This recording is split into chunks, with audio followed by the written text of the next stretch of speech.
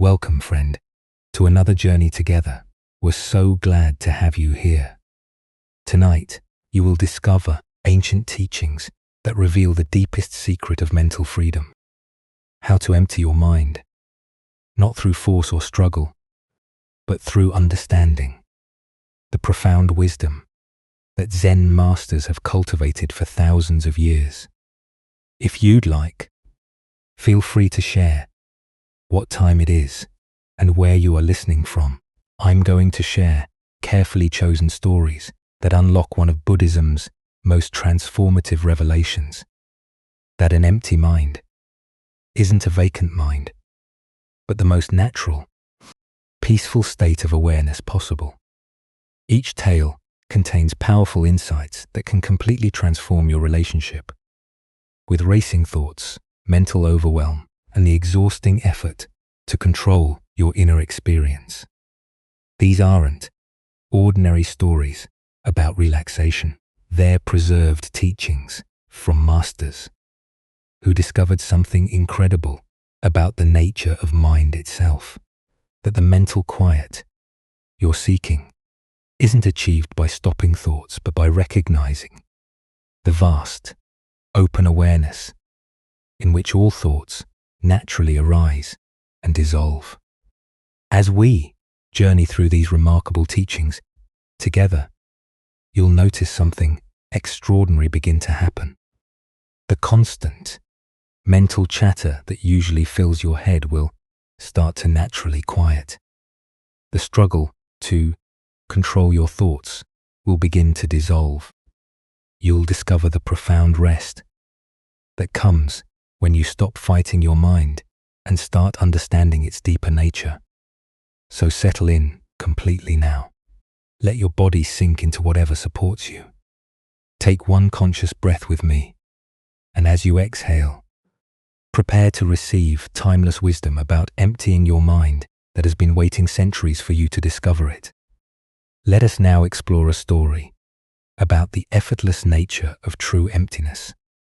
In a peaceful fishing village by a winding river, Master Bang sat in quiet contemplation beneath the shade of an old willow tree. The morning sun cast dancing patterns through the leaves as fishermen cast their nets into the clear water. The sound of gentle waves lapping against the shore created a natural rhythm that seemed to slow time itself. A weathered fisherman approached the master, his face etched with frustration. "Master," he said, bowing respectfully, "my mind torments me like a slippery eel. The harder I try to catch my thoughts and make them still, the more they slip through my fingers. I struggle day and night to empty this restless mind, but the more effort I make, the more agitated I become. Please show me the way to true emptiness." Bank gazed at the man with compassionate understanding, then noticed a hollow gourd floating peacefully on the water's surface. With a gentle gesture, he pointed to the simple vessel bobbing effortlessly in the current. "Tell me, friend," he said softly, "what great effort does this gourd make to be empty? What tremendous struggle does it undergo to contain nothing but air and space?" The fisherman followed the master's gaze and watched the gourd drift silently with the flow of the river. After a long moment, he replied, "It makes no effort at all, Master. It simply is empty. The gourd doesn't fight to achieve emptiness. It naturally contains space within its walls." Bankai smiled, his eyes twinkling with gentle wisdom. "Then tell me, why do you work so hard to become what you already are? Why do you struggle to achieve? What is your most fundamental nature?" The fisherman stared at the floating gourd, and something shifted in his understanding. The very effort to force emptiness was what filled his mind with struggle. In that moment of recognition, his restless seeking quieted, and he experienced the natural spaciousness that had always been present. Beneath his mental grasping, the Buddha once said, "You are perfect as you are, and you could use a little improvement. This ancient wisdom illuminates the paradox at the heart of spiritual practice. We exhaust ourselves trying to achieve a state of emptiness that is already our fundamental nature, like the gourd that doesn't struggle to be hollow. Why do we make such tremendous effort to become empty when emptiness is our original condition? Zen Buddhism points to our deeply ingrained habit of doing rather than being. We've been conditioned to believe that all meaningful change requires effort, struggle, and achievement. This works well for external accomplishments, but when applied to inner transformation, it often creates the very obstacles we're trying to overcome. The mind that tries to empty itself is like someone digging a hole to find space. The very act of digging creates more dirt, more disturbance, more complexity. Each thought about achieving emptiness adds another layer of mental activity. Each effort to stop thinking generates more thoughts about the process of stopping thoughts. Consider how this pattern manifests in your daily meditation practice. You sit down with the intention to quiet your mind, but then notice how active your thoughts are. This noticing creates commentary. I'm thinking too much. I should be calmer by now. Why is this so difficult? Each of these thoughts is like trying to smooth water with your hand. The very action creates more ripples. Zen, Master Hangpo taught, your everyday mind, that is the way. This points to the truth that enlightenment isn't something we attain through effort, but something we recognize as already present. The gourd doesn't become empty. It reveals its essential nature. When we look clearly at what it actually is, the fisherman's eel-like thoughts represent our habitual relationship with mental phenomena we chase after thoughts to catch them, hold them, examine them, or push them away. But thoughts like eels become more elusive the more we grasp at them. When we stop chasing and simply observe, we discover that thoughts arise and pass away naturally in the space of awareness, like waves appearing and dissolving in the ocean. This doesn't mean we become passive or stop engaging with life. The gourd is empty, yet it serves its function perfectly, carrying water when needed and floating freely when not. Our natural emptiness allows us to respond appropriately to each moment without the accumulated burden of endless mental resistance. In Zen practice, we learn to distinguish between the space of awareness and the contents that arise within it. Thoughts, emotions, and sensations are like clouds passing through the vast sky of consciousness. The sky doesn't effort to push clouds away or struggle to remain clear. It simply provides the open space in which all weather patterns can arise and dissolve. Tonight, as you notice the familiar pattern of trying to control or improve your mental state, remember the floating gourd. Can you rest in the recognition that your essential nature is already the spacious awareness you seek? Can you allow thoughts to arise and pass away like ripples on water without adding the extra layer of effort to make them different? As the Buddha taught, nothing can harm you as much as your own thoughts unguarded. But once mastered, nothing can help you as much as your own thoughts. The mastery he speaks of isn't control through force, but recognition of the natural emptiness in which all thoughts appear and disappear. As we continue our journey through the wisdom of Zen Buddhism, let us turn to a tale about expression beyond words. At a vibrant village festival filled with colorful lanterns and the scent of incense, Master Hakuan walked among the celebration when the rhythmic beating of drums drew his attention. Following the sound, he discovered a drummer whose playing was so captivating that crowds had gathered in silent amazement, their faces lit with wonder. The drummer moved with fluid grace, his body swaying in perfect harmony with each beat. His face radiated pure joy and concentration, completely absorbed in the music flowing through him. What made this scene even more remarkable was that the drummer had been born without the ability to speak. He lived in a world of eternal silence, yet created the most eloquent rhythm anyone had ever heard. A curious student approached Hakuin, puzzled by what he witnessed. "Master, how can someone who cannot make words create such perfect music? How does someone locked in silence produce sounds that speak to everyone's heart?" Hakuin observed the drummer for several moments, noting the man's complete presence and the way he seemed to disappear entirely into the rhythm. During a break in the performance, the master approached the drummer with gentle gestures, asking through signs why his drumming touched people so deeply. The drummer's eyes lit up with understanding. He smiled and pointed first to his throat, acknowledging his inability to speak. Then he touched his head and made a sweeping motion, as if clearing something away. Finally, he picked up his drumsticks and began to play on an imaginary drum, making no actual sound, yet moving with such precision and grace that the watching crowd could almost hear the phantom rhythm pulsing through the air. "You see," Hakuin told his student, his voice filled with appreciation, "this man cannot fill his mind with the constant chatter of words, so his body speaks the deeper language that exists before thoughts form. He empties himself so completely into the drum that there is no drummer left, only pure drumming.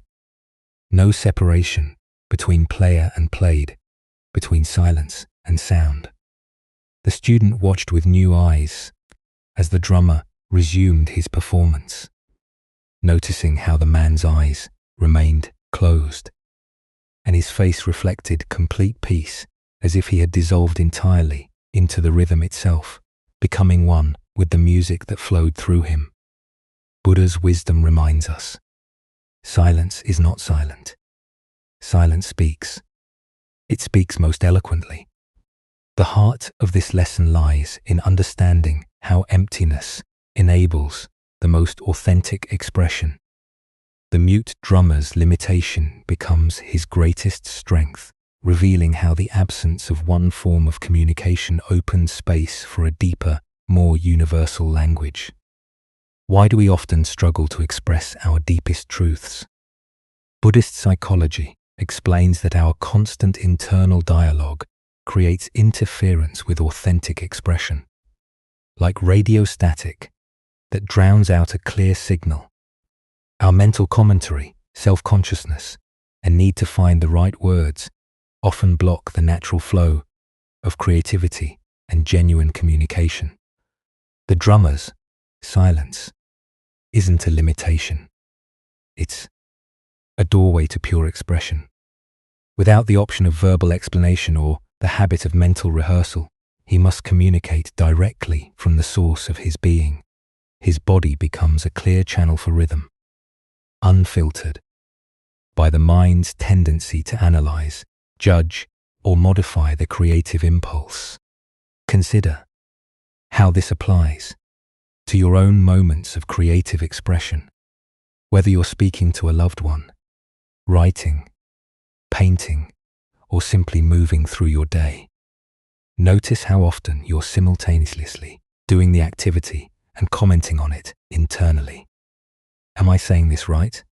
How do I look? Will they understand? Is this good enough?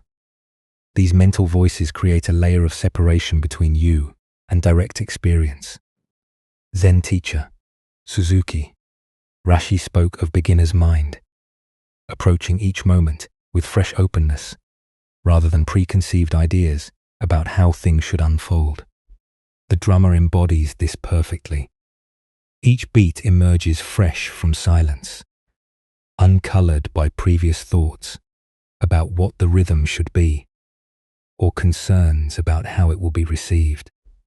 This points to a profound teaching about the relationship between emptiness and fullness. The drummer's mind, empty of verbal chatter, becomes full of rhythm. His silence creates space for the most eloquent communication in Zen aesthetics. This principle appears everywhere, the empty space in a painting that gives life to the brushstrokes, the pause in conversation that allows deeper understanding, the silence between musical notes that creates melody.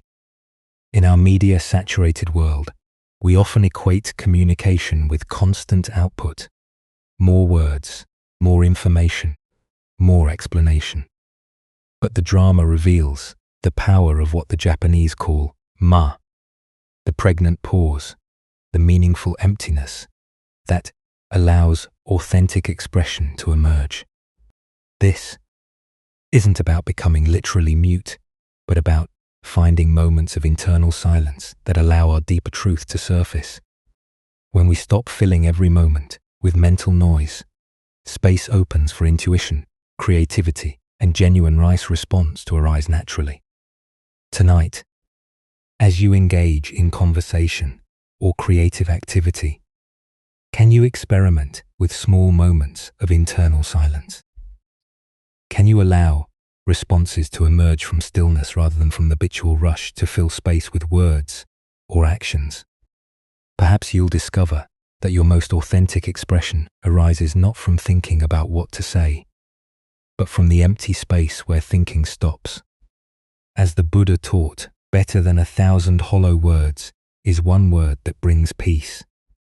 The drummer's soundless rhythm reminds us that the most profound communication often emerges from the deepest silence. Let us now turn to a story about the hidden wisdom in repetitive action.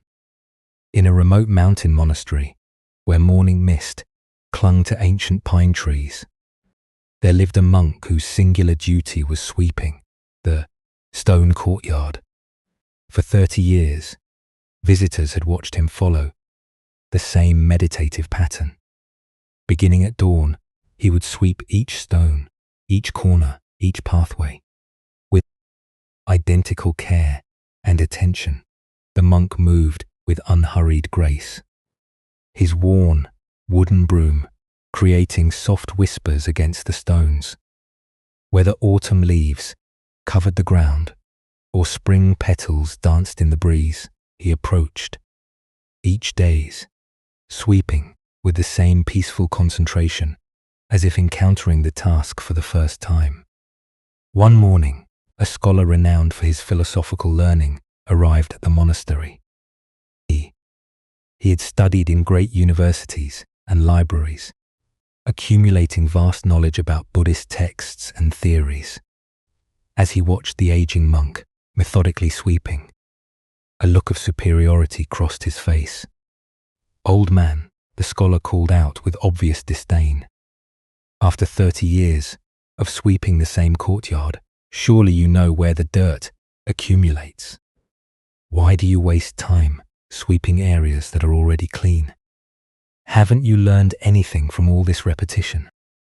The monk paused in his sweeping, leaning gently on his broom handle. His weathered face remained serene as he looked at the young scholar, with eyes that held decades of quiet understanding. "Young friend," he replied softly, "after 30 years, I have discovered that there is no dirt to sweep, no broom to hold, and no one here to do the sweeping. Yet somehow, mysteriously, the courtyard remains perfectly clean." Without any trace of pride or defensiveness, he resumed his sweeping. The scholar noticed that, despite the monk's seemingly paradoxical words, not a single fallen leaf remained out of place, and the stones gleamed with a subtle radiance that spoke of years of loving attention. As the Buddha observed, "If you want to know your mind, sit in meditation. If you want to tame your mind, get up and work." What emerges from this story is the profound teaching that true emptiness isn't found by abandoning activity, but by engaging so completely that the sense of a separate doer dissolves. Why do we often view repetitive tasks as meaningless drudgery? Modern culture has trained us to value novelty, achievement, and measurable progress above all else.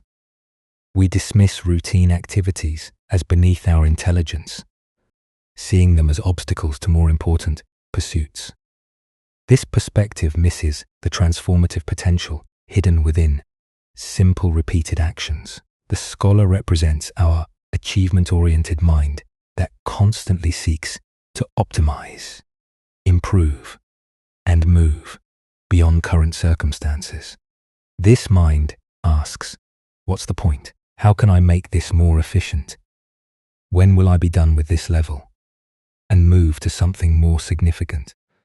But this very attitude prevents us from discovering the depth available in each moment of engagement. Zen Buddhism teaches that enlightenment isn't found by transcending ordinary activities, but by entering them so completely that the boundaries between self and action dissolve. The sweeping monk embodies what the Japanese call shin, beginner's mind, approaching the same task with fresh awareness rather than mechanical habit. Consider your own relationship with routine activities. When you wash dishes, do laundry, or commute to work, where is your attention? Often we're physically present, but mentally elsewhere. Treating these moments as time to endure rather than opportunities for presence. We sweep our floors while thinking about weekend plans, wash dishes while rehearsing tomorrow's meetings. The monk's wisdom reveals that when we bring complete attention to any activity, something extraordinary happens. The sense of being a separate person doing a task begins to fade, replaced by a flowing unity of awareness and action. This isn't mere philosophy. It's a lived experience available in any moment of total engagement.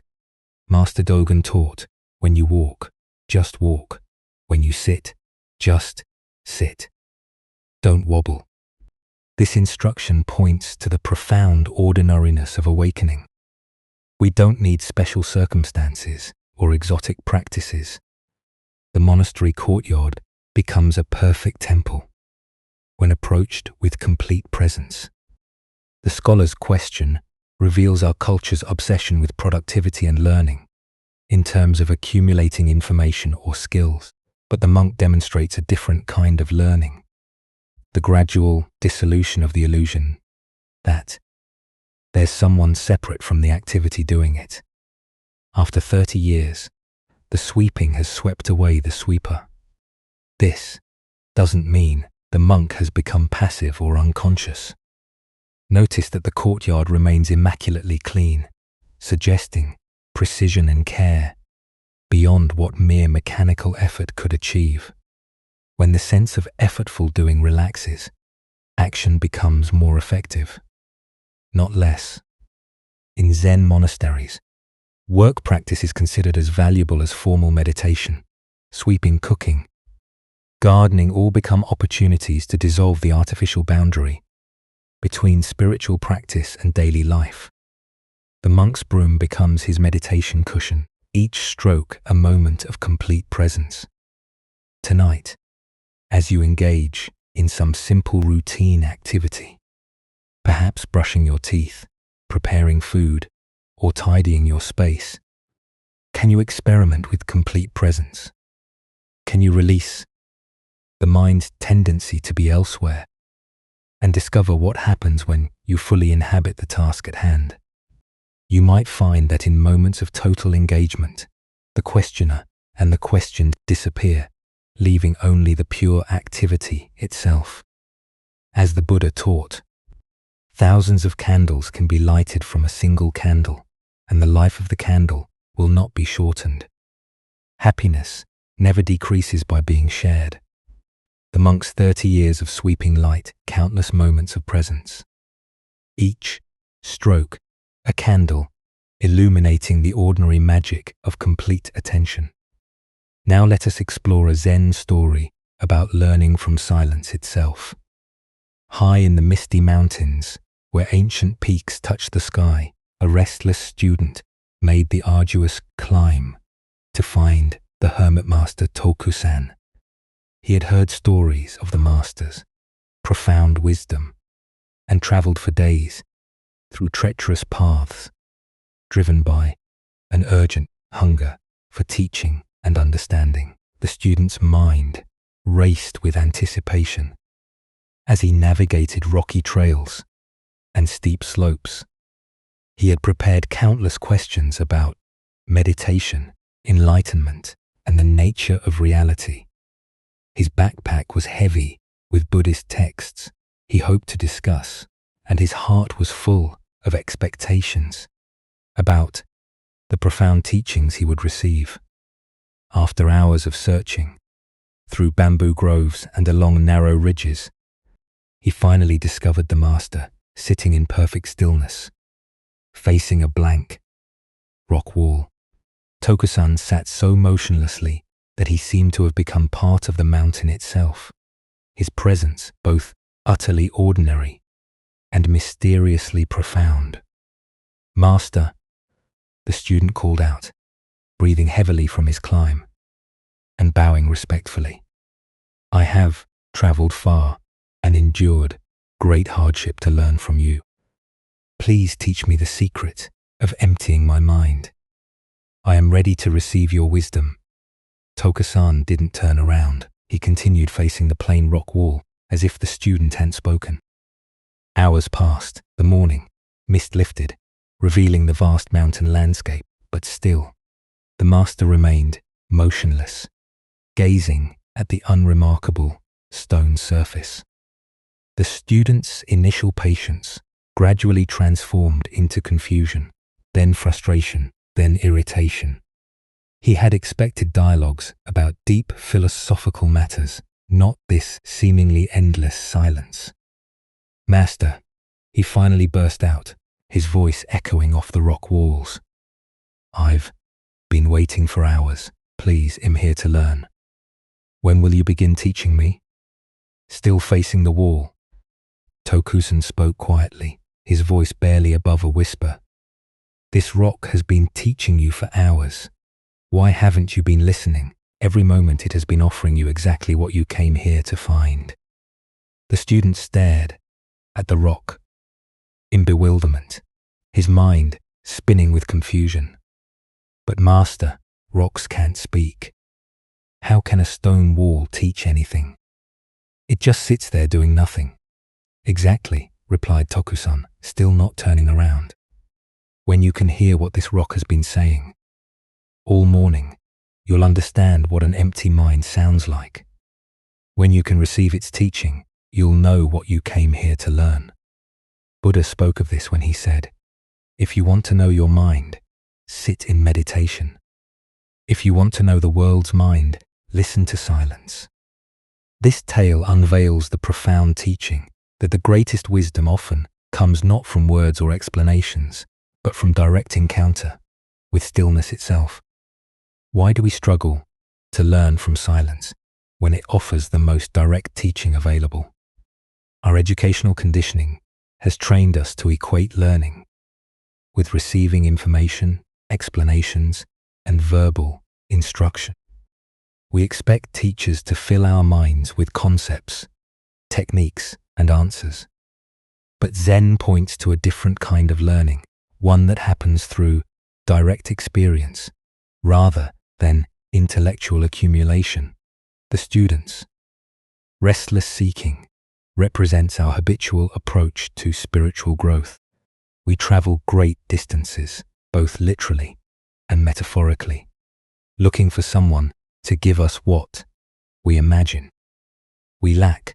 We collect teachings, attend workshops, read books, hoping to find the final piece of information that will unlock understanding. But this very seeking often prevents us from recognizing what's already present. The rock wall embodies what Zen calls original nature, the basic awareness that exists before thoughts, concepts, and seeking arise. It simply is without agenda, without trying to be anything other than what it is. It doesn't effort to be wise or enlightened. It doesn't seek to improve itself or achieve special states. This effortless being is exactly what the student came to learn. Yet, he can't recognize it because it doesn't match his expectations. Master Bank taught, "You are all perfectly unborn Buddhas. Simply stop doubting." The rock demonstrates this unborn nature perfectly. It has never not been exactly what it is. It doesn't wonder if it's enlightened enough or worry about its spiritual progress.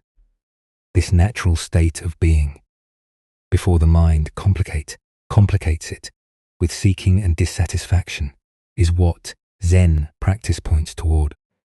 Consider how often you seek teachings or experiences to fix your mind or achieve special states of consciousness. Notice the assumption that wisdom must come from outside yourself through special practices or exotic experiences. The rock wall suggests that what you're seeking is actually the natural state of awareness itself, the simple presence that exists right now. Reading these words, the student's inability to hear the rock reveals how our conceptual mind filters experience. We divide reality into categories: meaningful and meaningless, spiritual and ordinary, teaching and knowing. But the rock offers the most fundamental teaching: how to simply be present without agenda, without the need to be anywhere else or achieve anything different. In Zen temples, students often sit facing blank walls for hours or even years. This practice, called shikantaza, or just sitting, isn't about achieving any particular state, but about learning to rest in awareness itself. The wall becomes a mirror, reflecting back the student's own restless seeking and gradually revealing the peace that exists when seeking stops. Dogen Zenji said, to study the Buddha way is to study the self. To study the self is to forget the self. The rock wall teaches this forgetting, not through explanations, but through its own example of existence without self-consciousness or spiritual ambition.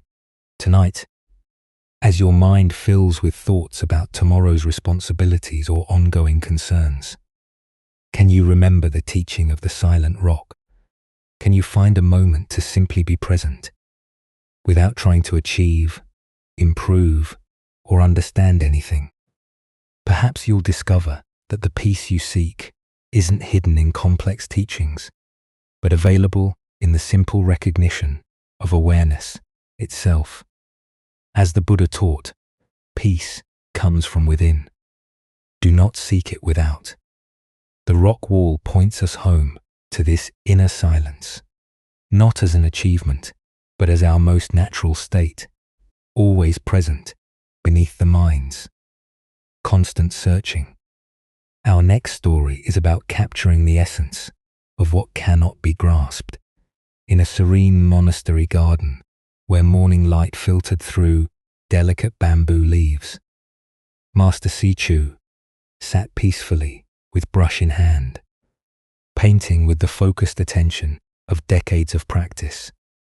His movements were fluid and precise, each stroke emerging from deep stillness and returning to quietude. A young artist who had heard of the master's legendary paintings approached with eager anticipation. He had traveled from the bustling city carrying his own brushes and paints, hoping to learn the techniques that made Sikkha's work so profound. The young man had studied with many teachers, mastering various styles and methods, yet something essential remained elusive in his own artistic expression. "Master," the young artist said, bowing respectfully as he watched Sikkha's brush dance across the rice paper. Your paintings capture the very essence of emptiness itself. They breathe with life, while containing nothing solid. What is your secret? What technique allows you to paint with such spiritual depth? Sichu continued painting without looking up, his brush moving with the natural rhythm of breathing. The bamboo taking shape on the paper seemed to sway with invisible wind, its leaves appearing to whisper ancient secrets. I paint. Only what? Isn't there? He replied quietly, his voice carrying the same gentle authority as his brush strokes. The young artist leaned closer, studying the emerging painting with confused intensity. I don't understand, master. You're clearly painting bamboo. I can see the stalks, the leaves, the delicate joints. How can you say? What isn't there? Sichu lifted his brush from the paper and held the painting up to catch the morning light. The bamboo appeared complete. Yet somehow the empty spaces between the stalks seemed more alive and present than the painted elements themselves. The white areas of unpainted paper weren't merely background. They pulsed with energy and movement, creating the very essence of the bamboo grove. Most painters, Sichu explained with gentle patience, fill the emptiness with bamboo. They focus on adding more detail, more color, more defined form, but I use bamboo to paint the emptiness. The bamboo, you see, is just an excuse for the space to reveal itself. The true subject of the painting is what exists between the brush strokes. He handed the brush to the young artist, his eyes twinkling with warm encouragement. Now you try, but remember, don't paint the bamboo. Let the bamboo paint the nothing. Allow the emptiness to use your brush to make itself visible. The young artist took the brush with trembling hands. Suddenly, understanding that he had been approaching art, and perhaps life itself, from entirely the wrong direction, the Buddha understood that form is emptiness, and emptiness is form. This ancient wisdom shows us that true artistry, like true living, emerges not from adding more, but from revealing what was always present. The master painter doesn't create beauty. He uncovers it by removing everything that obscures its natural expression. Why do we habitually try to fill emptiness rather than honor it? Our culture conditions us to equate value with accumulation, meaning with complexity, and success with addition. We believe that the more we add, more details, more explanations, more achievements, more possessions, the more complete and fulfilled we'll become. But Sikha's painting reveals the opposite. True mastery often lies in knowing what to leave out. The young artist represents our common approach to creativity and life. We focus on the forms, the techniques, the methods, the content. In music, the silence between notes creates rhythm. In architecture, the empty space inside walls creates rooms. In relationships, the comfortable silences create intimacy. Yet, we typically attend to the notes, the walls, and the words while ignoring the essential emptiness that makes them meaningful. This principle extends far beyond artistic creation. Consider how you approach problem solving. Do you try to add more analysis, more options, more considerations? Or can you sometimes find solutions by removing complications, simplifying your approach, and creating space for clarity to emerge naturally? Zen calligraphy masters speak of one mind, one brush, one stroke. This doesn't mean painting carelessly, but rather allowing each mark to emerge from the same source of emptiness that Sichu. When the painter's ego mind steps aside, the brush moves with natural spontaneity, guided by a wisdom deeper than technique. The master's instruction: to let the bamboo paint The nothing points to a profound shift in creative consciousness. Instead of you painting the bamboo, you become a clear channel through which the essential nature of bamboo expresses itself. This requires letting go of preconceived ideas about what the painting should look like and trusting the natural intelligence that flows through empty awareness. Master Hangpo taught, the foolish reject what they see, not what they think. The wise reject what they think, not what they see. Most artists become so focused on their mental concepts of bamboo that they miss the living essence standing before them. Sichu suggests painting from direct perception rather than accumulated ideas. This teaching applies to every aspect of life. In conversation, can you listen to the silence between words, where understanding actually lives? In decisionism, can you access the space between thoughts, where wisdom naturally arises? In relationships, can you appreciate the emptiness that allows love to flow, rather than trying to fill every moment with activity or explanation? The Japanese aesthetic principle of meaningful emptiness, appears throughout their art forms. The pause in poetry that allows deeper meaning to resonate. The empty corner in a room that creates a sense of spaciousness. The single flower arrangement that honors the beauty of simplicity over abundance. Tonight, as you engage in any creative activity, whether cooking, writing, arranging your living space, or simply having a conversation, can you experiment with Seeker's approach? Can you focus less on what you're adding and more on the space you're creating? Perhaps you'll discover that your most authentic expression emerges not from filling emptiness, but from allowing emptiness to fill you. As the Buddha taught, in the end, just 3 things matter: how well we have lived, how well we have loved, how well we have learned to let go. The master painter shows us that letting go of techniques, expectations, and the need to fill every space opens the door to expressions of beauty that no amount of addition could achieve. Let us now turn to a tale about the wisdom that can be found in unexpected moments of supposed transgression. This is the fishbones in the serene grounds of a mountain monastery, where the morning mist clung to ancient pine trees, and the sound of temple bells marked the rhythm of contemplative life. A day laborer was going about his routine maintenance work. As he swept beneath the raised wooden floors of the main meditation hall, something unusual caught his eye: fresh bones from what appeared to be a seab bream, still glistening with traces of the previous night's meal. The worker's heart raced with the significance of his discovery. Fish was strictly forbidden in the monastery. The monastic code was clear about avoiding meat, and these bones represented a serious violations of the community's most fundamental dietary principles. This was scandal-worthy of immediate attention from the highest authority. Clutching the evidence in his weathered hands, the laborer hurried across the temple grounds to find the master.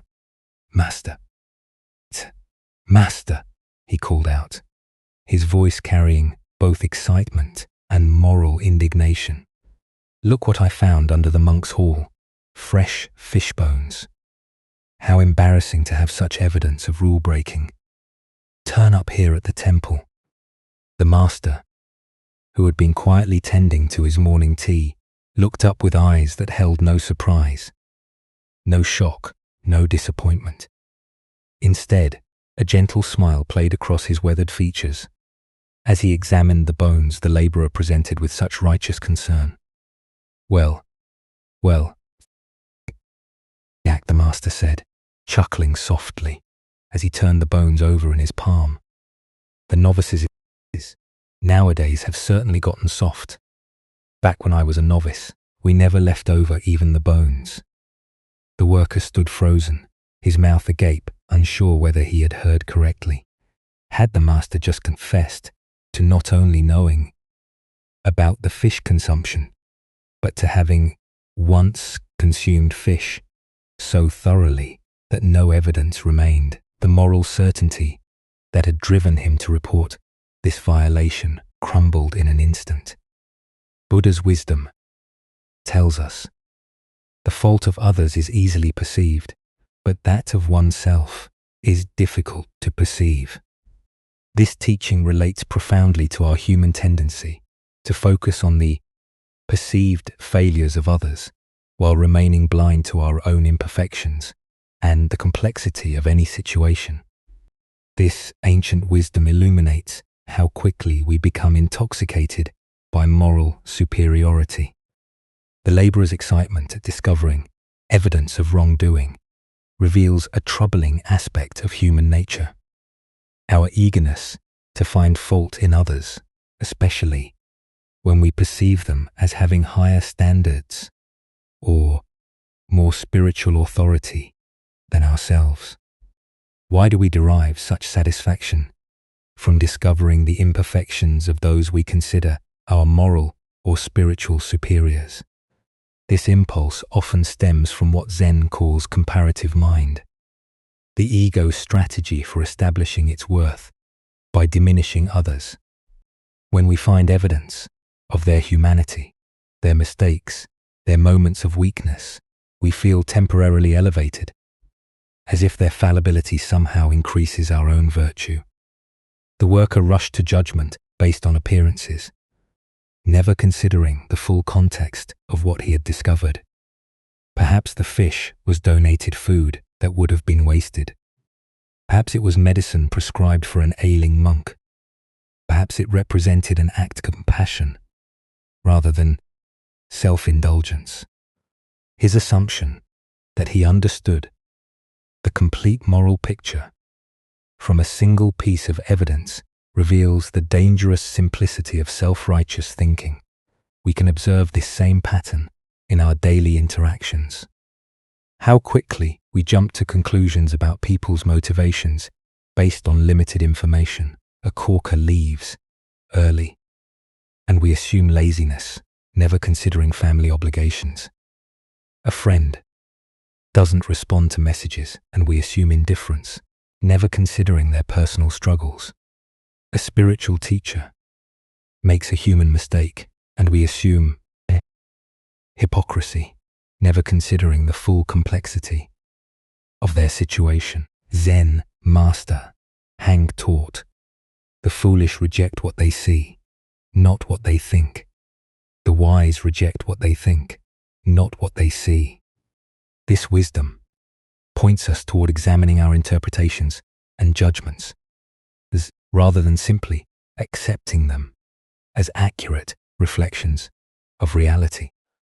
The master's response demonstrates a profound teaching about spiritual authority and humility.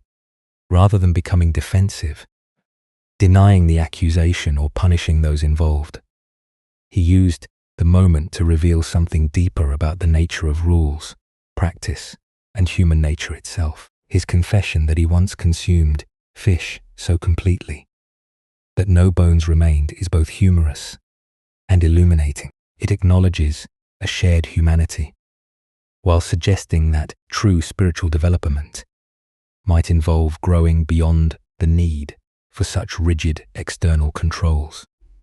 This story also points us toward understanding the difference between the spirit and letter of spiritual practice. Rules and guidelines exist to support our development, but when they become sources of judgment and comparison, they can actually hinder the very growth they were designed to encourage. Beyond this, there emerges another layer of teaching about the nature of evidence and assumption. The worker believed that fish bones proved moral failing. But what if they proved something else entirely? Perhaps the very compassion and non-attachment that the monastery sought to cultivate. Tonight, as you notice yourself quick to judge others based on limited evidence or external appearances, can you pause and consider what you might not be seeing? Can you remember moments when your own actions might have appeared questionable to others who didn't understand the full context? As the Buddha taught, hatred is never appeased by hatred. In this world, by non-hatred alone is hatred appeased. This is a law eternal when we meet others, apparent imperfections with judgment and moral superior. As we continue our journey through the wisdom of Zen Buddhism, let us explore a story about contentment and the nature of desire. This is the stone cutter's journey. High in the mountain villages, there lived a simple stone cutter who had discovered the secret of happiness without knowing it. Each dawn, he would climb winding paths to the quarries, his tools balanced across his shoulders.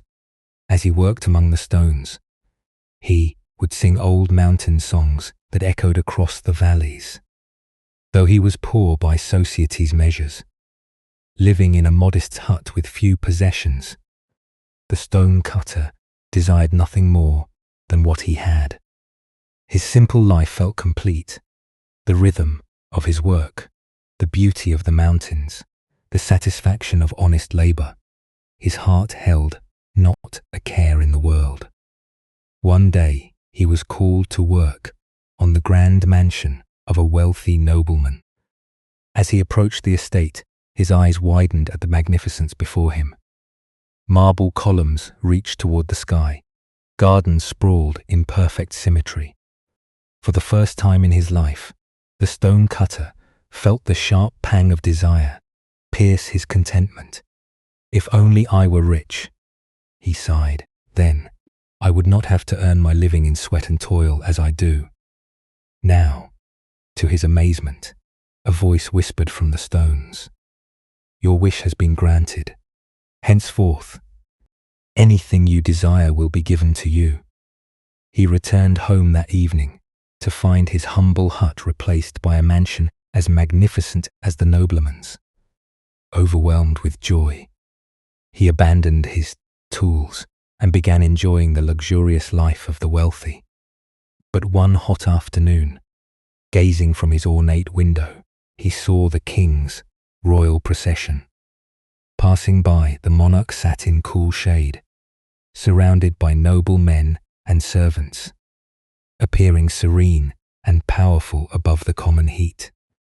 "How I wish I were a king myself," he thought, and immediately found himself reclining in silk cushions within the royal carriage. But the carriage proved warmer than expected. Even through thick walls, the sun's heat penetrated relentlessly. "I wish I were the sun," he declared, and found himself sending waves of light and heat across the universe. As the sun, he felt magnificent and all-powerful until thick storm clouds gathered, completely blocking his rays. "I wished to be a cloud," and so he became a massive storm cloud, glorying in his power to block the sun. But as he transformed into falling rain, he encountered an enormous rock that blocked his path completely. A mere rock, more powerful than I wished to be a rock. Suddenly he stood tall upon the mountainside, feeling he had achieved true permanence. But soon he heard chipping sounds at his base.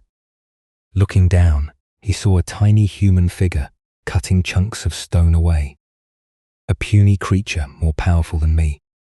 I want to be a man again. And so he found himself once more a stone cutter climbing familiar mountain paths. But now something had changed. As he shaped stones and felt mountain breezes, his heart swelled with deep contentment.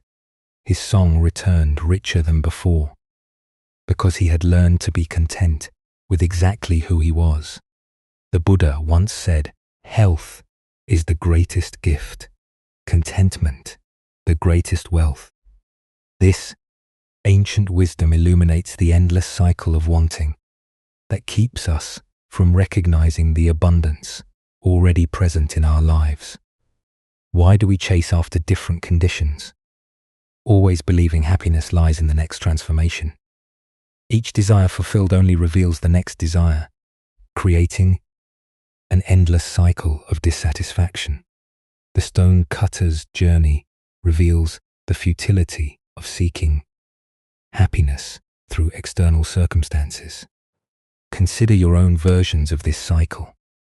I'll be happy when I get promoted, only to discover new stresses. I'll be content with more money, only to find greater wealth brings new worries.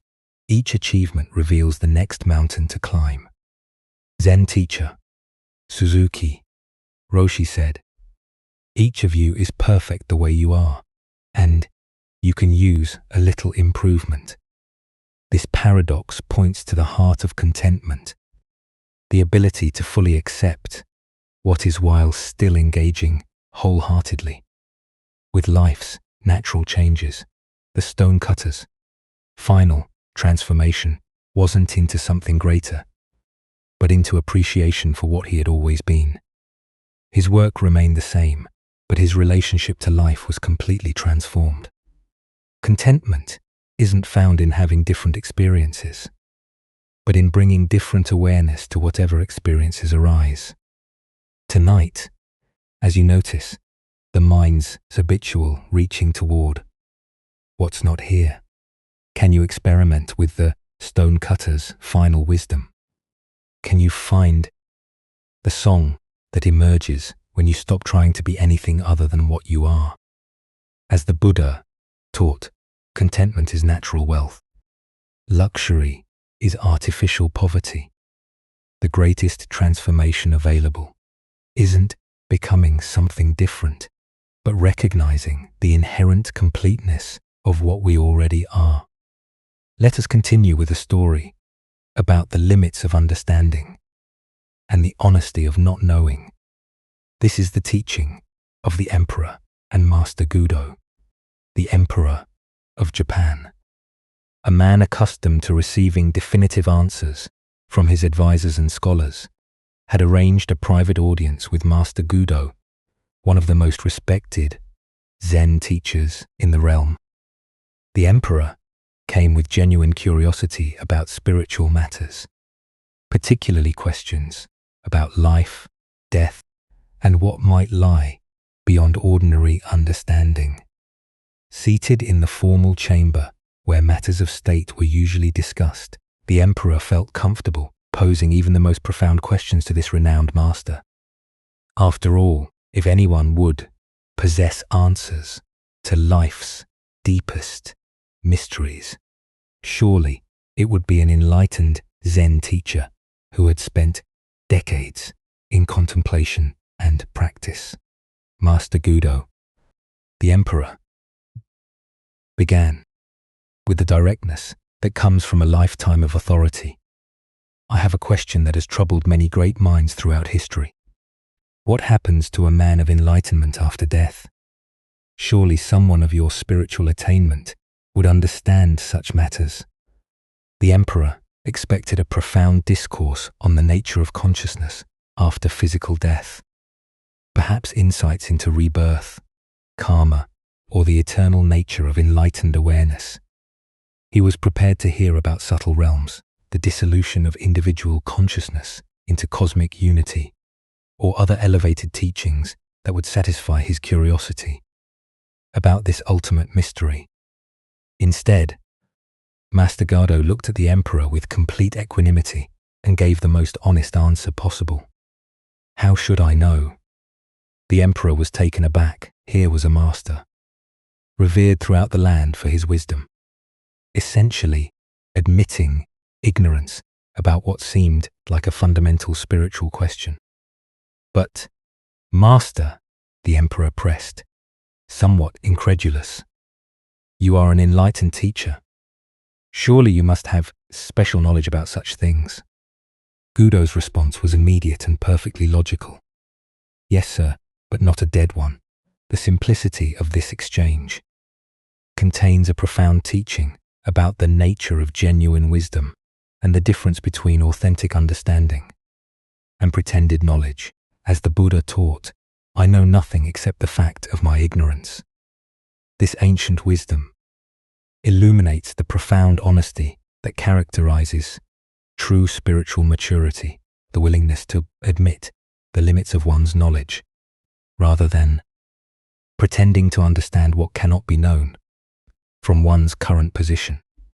Why do we expect spiritual teachers to have answers to questions that can only be resolved through direct experience? Zen Buddhism emphasizes the importance of distinguishing between conceptual knowledge and lived understanding, between what we can theorize about and what we can actually know. Master Gudo's response wasn't a failure of wisdom, but a demonstration of it. He refused to engage in speculation about experiences he hadn't had, even when pressed by someone in a position of great authority. His honesty revealed more wisdom than any elaborate theory about post-death consciousness could have provided. Consider how often, in daily life, we pretend to know things we don't actually know. Whether it's offering confident opinions about complex social issues, giving definitive advice about other people's relationships, or claiming certainty about uncertain outcomes. We often feel pressured to appear knowledgeable rather than admitting the limits of our understanding. The emperor's assumption that enlightenment should include knowledge about death reflects a common misconception about spiritual development. We imagine that awakening provides a comprehensive database of cosmic information, rather than a fundamental shift in how we relate to not knowing. In Zen practice, we cultivate what Suzuki Rashi called don't know mind, a state of open awareness that doesn't need to fill every gap in understanding with theories or beliefs. This isn't ignorance, but a wise recognition that direct experience is more valuable than second-hand information. Zen Master Linchi taught, there is nothing special to do, nothing special to learn. Enlightenment doesn't grant supernatural knowledge about matters beyond ordinary experience. A living master knows about living. What happens after death remains in the realm of speculation until one actually dies. The Buddha said, believe nothing, merely because you have been told it, but whatsoever, after due examination and analysis, you find to be conducive to the good, the benefit, the welfare of all beings. That doctrine, believe and cling to. Even, the Buddha encouraged direct investigation over accepting claims based on authority. Gudos teaching reveals the freedom that comes from releasing the need to have opinions about everything. How much mental energy do we waste constructing theories about things we cannot possibly know? How much suffering comes from worrying about scenarios we can only imagine? Look deeply at your own relationship with not knowing. Where do you pretend certainty to avoid the discomfort of uncertainty? What would change if you could say, I don't know, with the same confidence that Master Gudo displayed? The emperor sought knowledge about death from someone who was vibrantly alive, but true wisdom might be found not in accumulating information about future experiences, but in fully engaging with present reality. The mystery of death is honored not by pretending to solve it, but by living authentically in the face of it. Tonight, as you encounter questions about the future, about others' motivations, or about cosmic mysteries, can you remember Master Gudo's honest simplicity? Can you find the courage to admit when you don't know, discovering that don't know mind might be wiser than all our clever theories? Buddha's wisdom reminds us, the only true wisdom is in knowing you know nothing. In a world full of false certainties and confident ignorance, the Master's honest. How should I know? points toward a more genuine relationship with mystery, one that honors what cannot be known while fully embracing what can be directly experienced. As we continue our journey through the wisdom of Zen Buddhism, we encounter a teaching about the profound liberation that comes through releasing our attachment to identity. This is the story of a seeker's ultimate discovery. For countless years, a devoted monk has wandered through distant lands, seeking the legendary realm where Buddha himself resides. This quest has consumed his entire adult life, driving him through scorching deserts, over treacherous mountain passes, and across vast plains where few travelers dare venture. Every step has been motivated by an unwavering belief that somewhere beyond the ordinary world lies a perfect place where all suffering ends and ultimate truth becomes directly accessible. His journey has required tremendous sacrifice.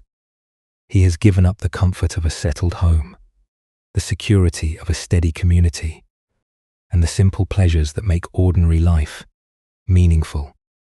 His body bears the marks of this extended pilgrimage. Feet hardened by endless walking, skin weathered by exposure to harsh climates, and the lean frame of someone who has often gone without adequate food in pursuit of his spiritual goal. Yet his dedication never waver. In his mind, every hardship endured brings him closer to the ultimate destination. Every monastery where he stops to rest becomes a stepping stone toward the final teaching. Every master he encounters offers clues that might guide him toward the sacred land where Buddha awaits those worthy of direct instruction. Finally, after decades of searching, the monk receives reliable information about his destination. Travelers speak with certainty about a great river that forms the boundary of Buddha's realm. Beyond this water lies the land he has sought throughout his adult life, where enlightenment itself takes form as a place that can be entered and experienced. When he reaches the river's edge, his heart pounds with anticipation and reverence. The water flows wide and deep, separating him from the culmination of everything he has worked toward.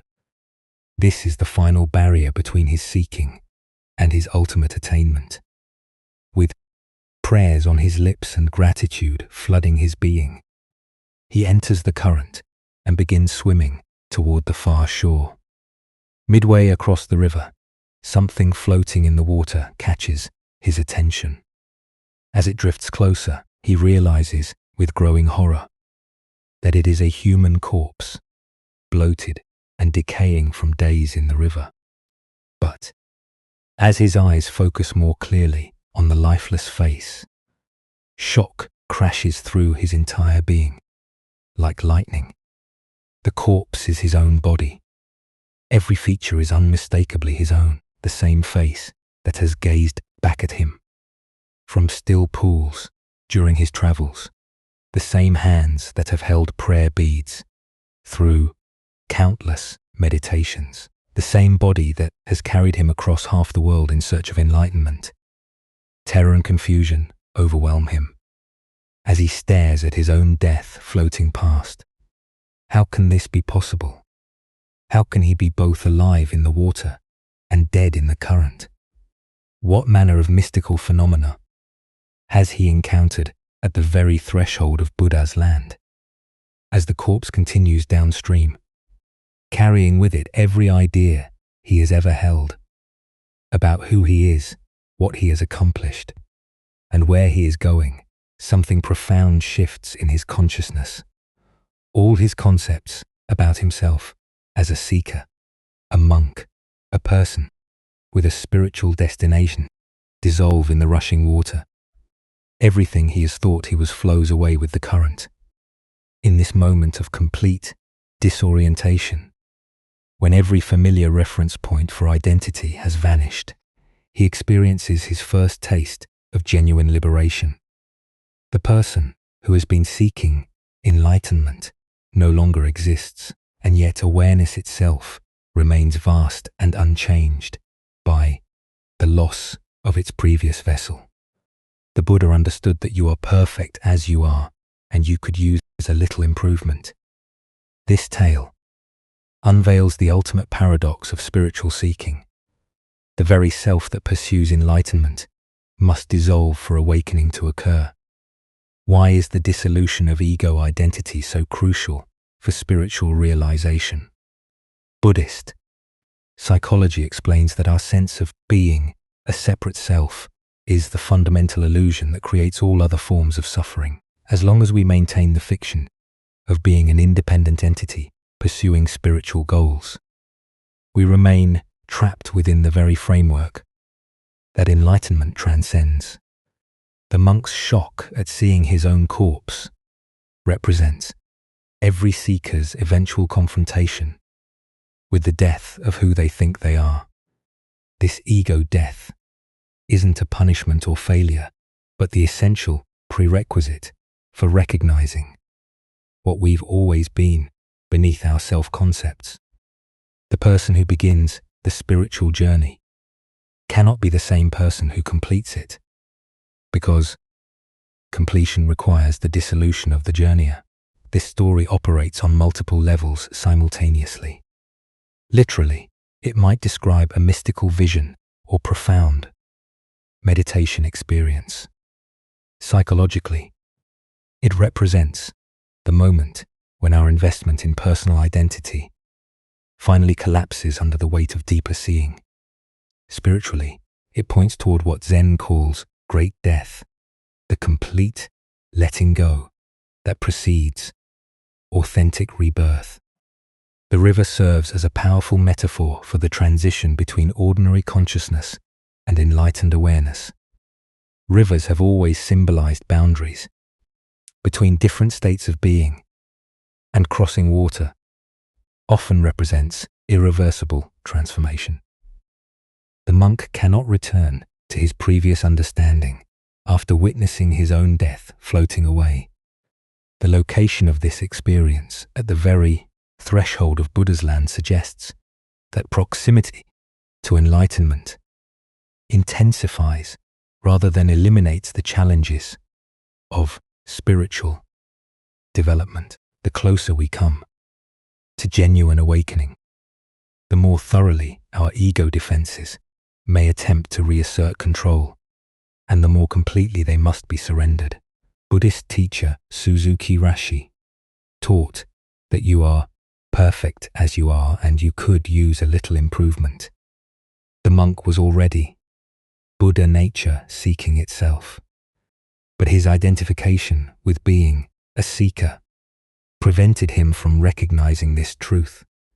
Only by witnessing the death of the seeker could the sought reveal itself as what had been present all along. This dissolution doesn't mean we become unconscious or lose our functional capacity. Rather, we discover what remains when our stories about ourselves fall away. Beneath the narrator of our personal drama lies awareness itself, unconditioned, unborn, and unafraid of any experience, including the experience of its own apparent death. The teaching points toward what advanced practitioners call dying before death, voluntarily releasing our grip on identity while still alive, so that physical death, when it comes, feels more like changing clothes than ending existence. This isn't morbid fascination, but practical preparation for the ultimate letting go that awaits everyone. The monk's terror, followed by liberation, illustrates the emotional journey that often accompanies ego dissolution. Initial fear gives way to relief as we discover that what we thought we might lose was actually a burden we've been carrying unnecessarily. The self we've been protecting so carefully turns out to be a case of mistaken identity. Zen master Hangpo taught that nothing is gained by addition. Nothing is lost by subtraction. The monk's experience demonstrates this principle.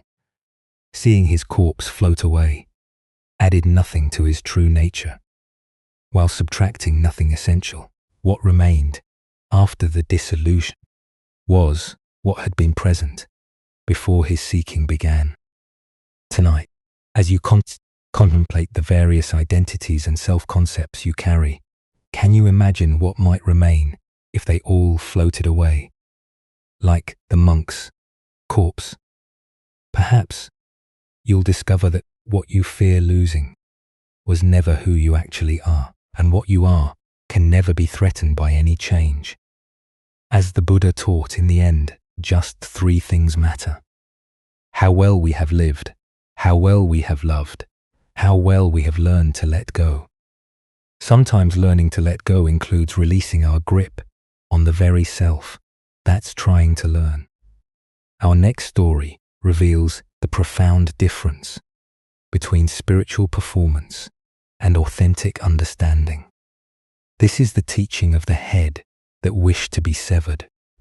In the great monastery of Chao, where hundreds of monks gathered daily for meditation and study, the morning routines followed ancient rhythms.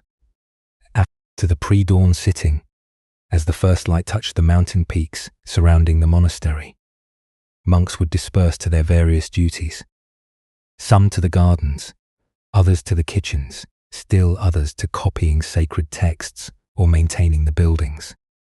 One particular morning, the venerable abbot Chao made his customary walk through the monastery grounds, checking on the well-being of his students and the condition of their practice. His presence was both gentle and penetrating. Monks never knew when their most casual words might become profound teachings, or when their deepest spiritual insights might be revealed as mere intellectual concepts. As he passed behind the main meditation hall, a building where the community gathered twice daily for silent sitting, the abbot noticed a young monk sitting alone in the shadow of the wooden structure. The monk appeared to be engaged in some form of practice, though he was apart from the scheduled community activities. "Brother," Chao called softly, approaching with the quiet steps that had become second nature through decades of mindful walking. "Where have all the virtuous ones gone?" The question seemed simple enough, almost like casual conversation, but those familiar with Chowo Cho's teaching style recognized the subtle depth in his inquiry. Was he asking about physical location, spiritual attainment, or something else entirely? The young monk looked up with an expression of confident understanding. He had been at the monastery for several years and prided himself on grasping the essential points of Zen teaching. This seemed like an opportunity to demonstrate his comprehension of the Dharma. "They have all gone to work," the monk replied, matter-of-factly gesturing toward the various parts of the monastery, where his brothers were engaged in their daily tasks. His tone suggested that the answer was obvious. Virtuous people naturally engage in productive activity, rather than sitting idle. What happened next shocked the young monk completely. Without warning, Showo reached into the folds of his robe and produced a sharp knife, its blade gleaming in the morning sunlight. But instead of threatening the monk, the abbot did something far more unsettling. With complete calmness, Chowo stretched out his own neck, exposing his throat to the blade, and handed the knife to the bewildered young monk. His voice remained gentle and conversational, as if he were making the most reasonable request in the world. "My responsibilities as abbot are many and demanding," he said with apparent sincerity. "I wonder if you could please cut off my head for me. It would be such a help in managing my duties." The young monk's eyes widened in horror. His hands trembled as he stared at the knife, now in his possession, and the exposed neck of his revered teacher. Everything about the situation contradicted his understanding of proper monastic behavior, spiritual teaching, and basic human decency, unable to comprehend what was being asked of him. Or, why, unable to see past the literal surface of the abbot's request to any deeper meaning, the terrified monk dropped the knife and ran. His feet carried him far from the meditation hall, far from the incomprehensible scene, his mind reeling with confusion and fear. Chow calmly picked up the fallen knife, tucked it back into his robe, and continued his morning walk with the same peaceful demeanor he had maintained throughout the entire encounter. As the Buddha observed, it is better to travel well than to arrive. What emerges from this story is a teaching about the vast difference between intellectual understanding and genuine realization. Why do we so often mistake conceptual knowledge for authentic wisdom? Zen Buddhism reveals that our thinking mind loves to collect spiritual ideas and organize them into neat categories, creating the illusion of understanding without the dense transformative experience of direct insight. The young monk's response, "They have all gone to work," represents the kind of dualistic thinking that separates spiritual practice from ordinary activity. His answer implied that virtue lies in doing productive tasks, rather than sitting idly, revealing his assumption that awakened activity and rest exist in opposition to each other.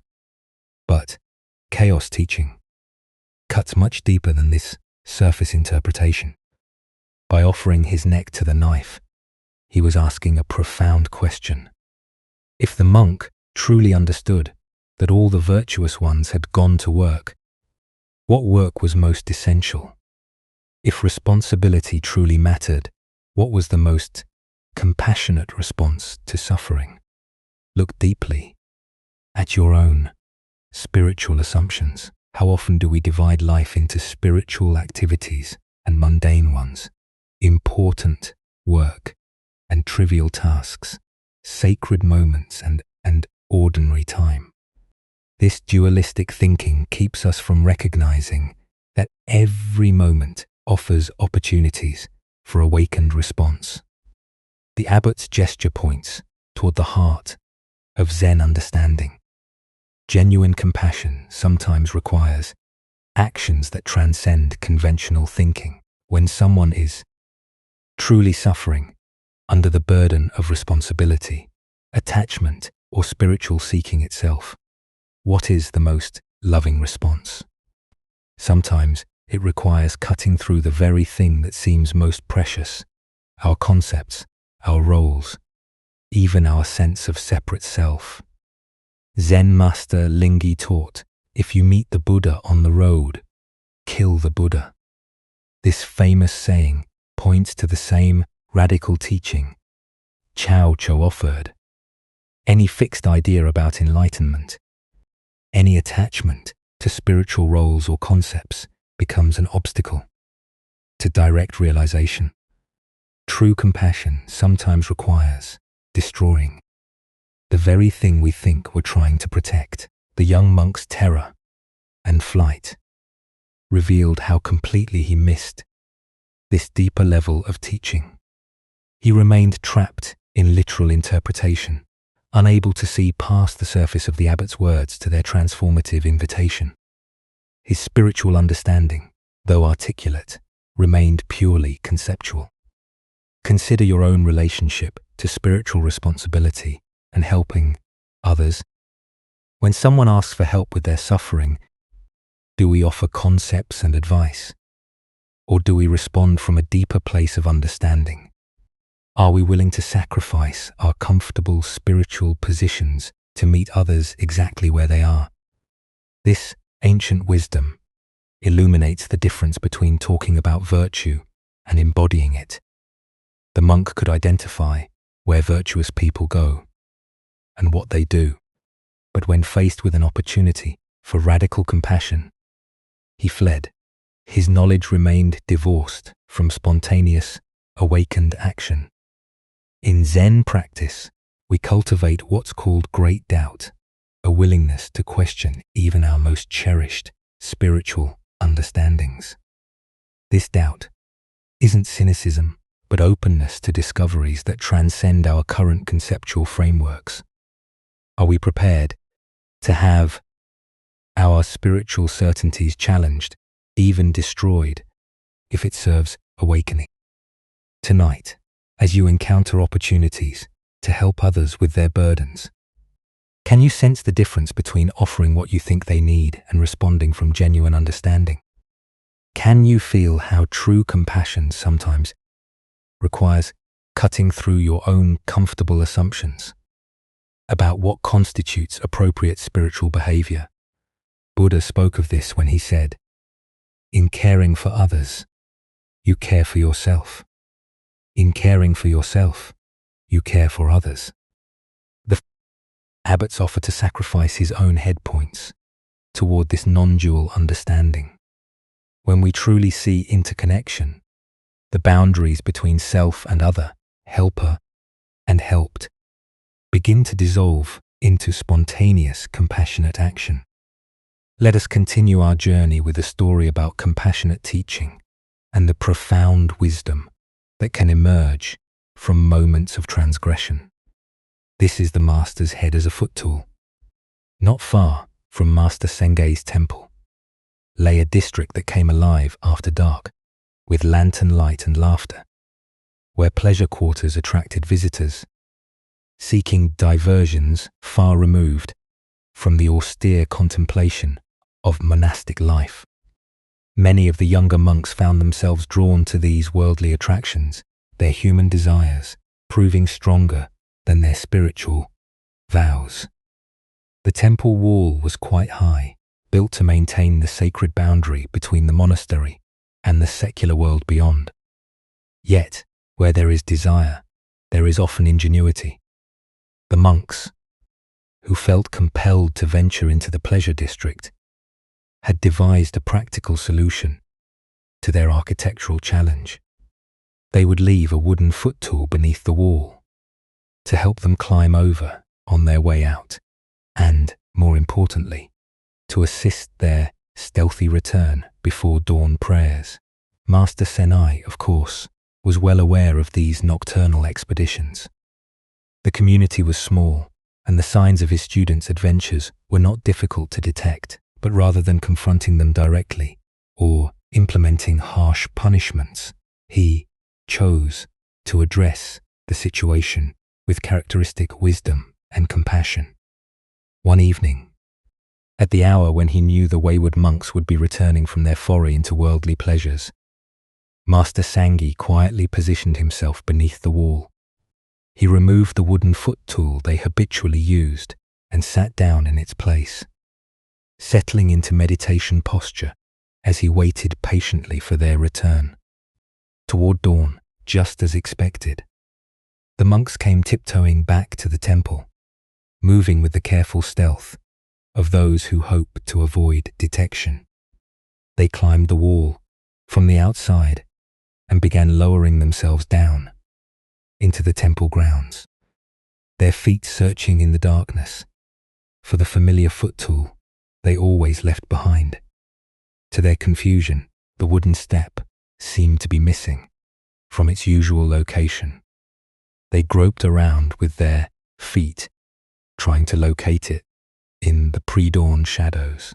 Finally, they felt something solid beneath them that would support their weight, and one by one, they stepped down carefully into the temple yard, using this unexpected but welcome substitute for their missing footstool.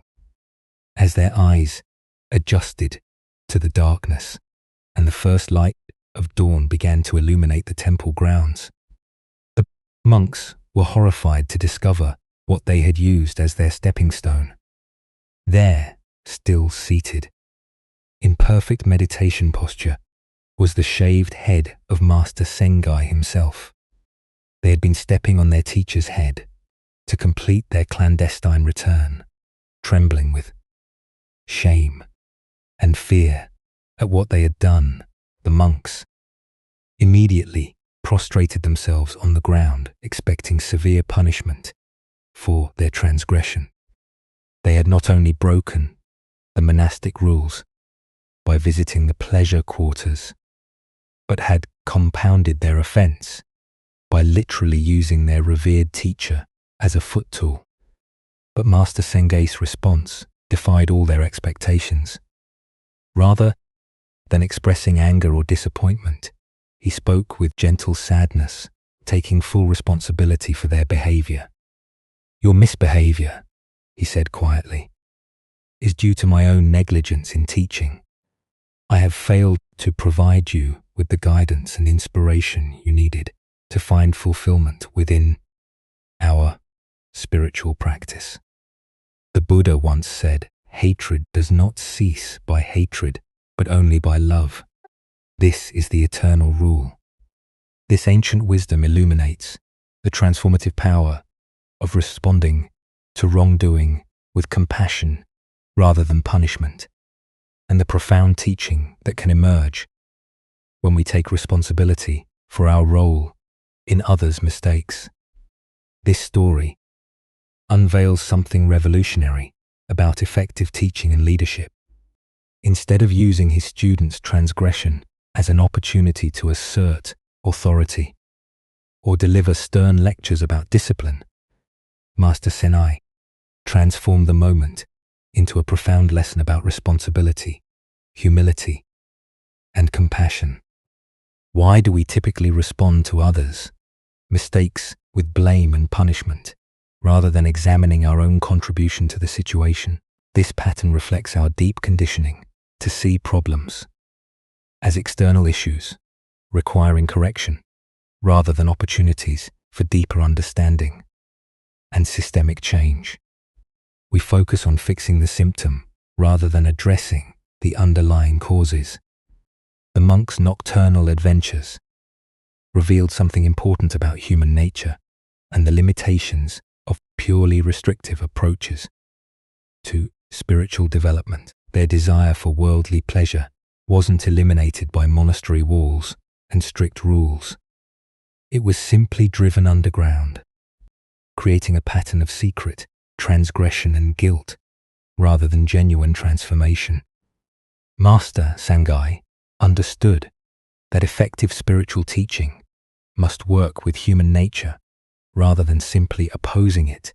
By acknowledging his own role in their behavior, he demonstrated a crucial principle. When people, under our guidance or influence, act in problematic ways, our first question should be, how have I contributed to this situation rather than how should I punish them? This teaching reveals the difference between authority based on control and authority based on wisdom. The master could have used this incident to reinforce hierarchical power structures, making examples of the wayward monks to deter future rule-breaking. Instead, he chose to use his authority to model the very qualities, humility, responsibility, compassion, that he hoped to cultivate in his students. We can observe similar dynamics in many areas of life, where people in positions of responsibility interact with those under their guidance. The parent whose child acts out might consider whether their own stress or inattention contributed to the behavior. The manager whose employees underperform might examine whether unclear expectations or inadequate support played a role. The teacher whose students disengage might reflect on whether their methods are truly serving their learners' needs. Zen teachings illuminate another aspect of this story through the concept of interdependence. Master Sangai recognized that his students' behavior didn't occur in isolation. It emerged from the complex web of relationships, teachings, restrictions, and unmet needs that comprised their shared environment. By taking responsibility for his part in this web, he opened the possibility for genuine transformation. This ancient wisdom also points us toward understanding the power of unexpected responses to disrupt established patterns. The monks returned expecting to sneak back, undetected, but instead encountered their teacher's head as a footstool. This shocking reversal of expectations created an opening for genuine learning that conventional punishment could never have achieved. Additionally, our minds tend to assume that maintaining authority requires consistent enforcement of rules and boundaries. Master Sangai's response suggests a different model, that true authority sometimes expresses itself through vulnerability, confession of limitation, and willingness to share responsibility for problems rather than simply imposing solutions. The story also reveals the profound teaching potential that exists within moments of apparent failure or transgression. What initially appeared to be a disciplinary crisis became an opportunity for demonstrating the very compassion and wisdom the monastery existed to cultivate. The monks learned more about authentic spiritual authority from this single incident than they might have from years of formal instruction. Beyond this, there emerges a teaching about the courage required for genuine leadership. It takes tremendous inner strength to respond to others' wrongdoing by examining our own contributions rather than simply asserting our righteousness. Master Sangai's willingness to use his own head as a footstool, both literally and metaphorically, demonstrated the kind of selfless service that transforms communities. Tonight, as you consider situations where people in your life have acted in ways that frustrated or disappointed you, can you identify how you might have contributed to these patterns? What would it mean to take responsibility for your part in creating the conditions that led to their behavior, while still maintaining appropriate boundaries and expectation? As the Buddha taught, in the sky there is no distinction of east and west. People create distinctions out of their own minds and then believe them to be true. When we dissolve the artificial separation between teacher and student, leader and follower, guide and guided, we discover that true transformation occurs through shared responsibility and mutual compassion, rather than hierarchical control. Now, let us explore a Zen story about the irreplaceable nature of direct spiritual transmission. This is the tale of Bank and the Messenger. In the bustling capital city, where merchants haggled in crowded marketplaces and scholars debated in tea houses, the renowned Zen master Bank had completed another period of teaching at one of the great temples, known throughout the region for his profound insight and ability to point students directly toward their Buddha nature. Bankai maintained a simple practice of traveling between temples, offering instruction wherever sincere students gathered. As the master prepared to depart for his next destination, carefully folding his few possessions into a traveling bundle, a well-dressed gentleman approached him with urgent politeness. The man's fine silk robes and careful manner suggested someone accustomed to moving in aristocratic circles, likely a retainer or aide to one of the noble families that supported the temple. "Venerable master," the gentleman said, bowing deeply, "I come with a request from the Baron, a man of great learning and sincere interest in your teachings. He has heard of your wisdom and wishes desperately to meet with you personally, but urgent matters have detained him today. Would you consider postponing your departure by one day so that he might have the honor of studying with you tomorrow?" Bank despite his eagerness to reach the next temple where students awaited him, recognized the genuine need in the request. The path of a teacher required flexibility and compassion even when inconvenient. "Of course," he replied simply. "I shall remain one more day." The master unpacked his bundle and settled back into the temple quarters, spending the evening in quiet meditation and preparation for what he anticipated would be a meaningful encounter with a sincere seeker. He had met many nobles over the years who approached Zen with genuine humility, despite their worldly status, and he looked forward to offering whatever guidance might be helpful.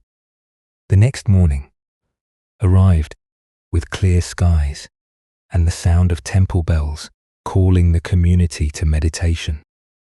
Bank waited in his designated meeting room as the appointed time approached, but instead of the Baron himself, the same well-dressed gentleman appeared again, this time with obvious embarrassment written across his features.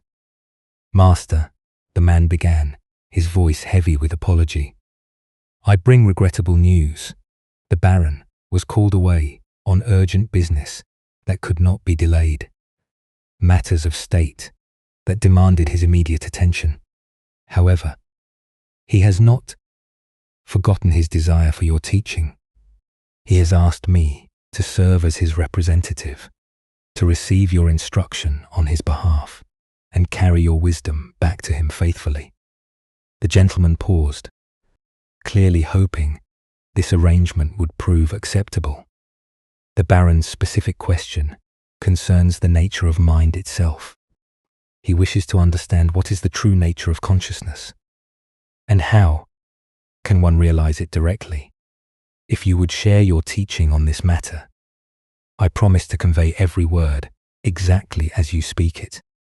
Bankai listened to this request with gentle attention, his expression remaining calm and compassionate. When the gentleman finished speaking, the master sat quietly for a moment, as if considering not just the question, but the entire situation. The absent seeker, the well-intentioned messenger, and the profound impossibility of what was being asked. Finally, Bang spoke with characteristic simplicity and directness. "This matter of Zen is difficult to convey, even through direct question and answer between teacher and student meeting face to face. It becomes all the more difficult, indeed impossible, to transmit through a messenger, no matter how sincere or capable that messenger might be." Having delivered this response, the master said nothing more. He simply sat in silence, embodying the very teaching he had just articulated. The gentleman waited, perhaps expecting elaboration or alternative suggestions, but none came. Eventually, finding himself speechless and somewhat confused, the gentleman bowed politely and withdrew from the temple. The Buddha once said, "Be a lamp unto yourself." This profound truth reveals itself in Bankai's gentle but firm refusal to reduce Zen wisdom to a message that could be carried by proxy. Spiritual awakening cannot be transmitted secondhand because it is not information but transformation. Why do we often approach spiritual learning as if it were academic knowledge that can be collected and conveyed through intermediaries? Zen Buddhism teaches that awakening is not a concept to be understood, but a reality to be directly experienced. Like the taste of water to someone who is thirsty, it cannot be adequately described. It must be experienced firsthand. The Baron's question about the nature of consciousness reveals our typical approach to spiritual inquiry. We want to understand awareness intellectually, to grasp it conceptually, to possess it as knowledge, but consciousness cannot be made into an object of study, because it is the very subject doing the studying. It's like trying to see your own eyes without a mirror. The seeing itself is what you are trying to see. Consider how often throughout your day you might approach spiritual wisdom as information to be collected rather than truth to be embodied. We read books about meditation instead of meditating. We study descriptions of enlightenment instead of investigating our present experience. We seek answers about the nature of mind instead of directly examining what we call mind. Right now, Zen Master Dogen taught to study the Buddha way is to study the self. To study the self is to forget the self. This paradox points to the heart of why spiritual transmission requires direct engagement. The self that wants to understand Buddhism intellectually is the very construction that must be seen through. This seeing through happens not through accumulating knowledge, but through intimate investigation of immediate experience. The messenger in the story represents our own tendency to approach awakening indirectly. We want to understand consciousness from a safe distance, maintaining the illusion that we are separate observers studying an object called awareness. But awareness is what we are not, what we have. It cannot be possessed, understood, or transmitted, because we are expressions of it. Banks' silence after his brief explanation was itself a teaching. In Zen, silence often conveys what words cannot. The gaps between thoughts, the space between breaths, the awareness in which all experiences arise. These cannot be captured in language, but can be directly recognized when we stop trying to grasp them conceptually. This doesn't mean spiritual teaching is impossible or that teachers serve no purpose. Rather, it means that authentic teaching points students toward their own direct experience, rather than providing second-hand descriptions of someone else's realization. The teacher's role is not to deliver enlightenment, but to create conditions where students might recognize what they already are. Tonight, as you experience the simple fact of being conscious, aware of these words, aware of your body, aware of the space in which thoughts and sensations appear, can you investigate this awareness directly rather than through concepts? Can you be present to your experience rather than trying to understand it through someone else's descriptions? As the Buddha taught, work out your own salvation with diligence. The path to freedom cannot be walked by proxy. It requires your own feet, your own breath, your own willingness to look directly at what you have always been, but perhaps never clearly seen. Let us explore a story about the true nature of our emotional patterns.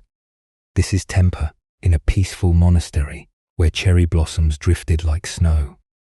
Across stone pathways, a troubled man approached the renowned Zen master Bank. The visitor's face bore the weight of years of struggle, his shoulders tense with the burden he carried within. "Master," the man said, bowing deeply, "I have come seeking your wisdom because I suffer from a terrible affliction. I was born with an uncontrollable temper that erupts without warning. No matter how hard I try to suppress it, this rage emerges and destroys my relationships, my peace, and my happiness. I have tried everything, meditation, prayer, even avoiding people altogether, but nothing works. Can you help me overcome this curse I was born with?" Bankai listened with gentle attention, observing not just the man's words, but the earnestness in his voice and the genuine desire for freedom from suffering. The master's eyes held a knowing compassion, as if he could see something the visitor could not. "What a fascinating thing you describe," Bankai replied, with genuine curiosity. "This terrible temper you were born with. I would very much like to see it. In fact, if you can show it to me right now, I will cure it for you immediately." The man paused, confused by this unexpected request. He looked within himself, scanning his inner landscape for the familiar flames of anger. But in this moment, sitting before the wise teacher, in the tranquil setting, he found only calm awareness. "Well, master, I don't actually have the temper right now," he admitted. "It's not here. At this moment, it only appears suddenly when certain things happen, when someone criticizes me, or when I'm frustrated, or when things don't go as planned." Bankai nodded slowly, a gentle smile playing at the corners of his mouth. "Ah, I see. So, this temper that you claim you were born with, it's not actually with you right now. It only appears under certain circumstances. If it were truly something you were born with, something that was your essential nature, wouldn't it be present all the time?" The man's eyes widened as understanding began to dawn. If his anger was truly innate, truly part of his fixed nature, it would never leave him. But here he sat, completely calm, the anger nowhere to be found. "In that case," Bankai continued softly, "this short temper is not something inherent in you at all.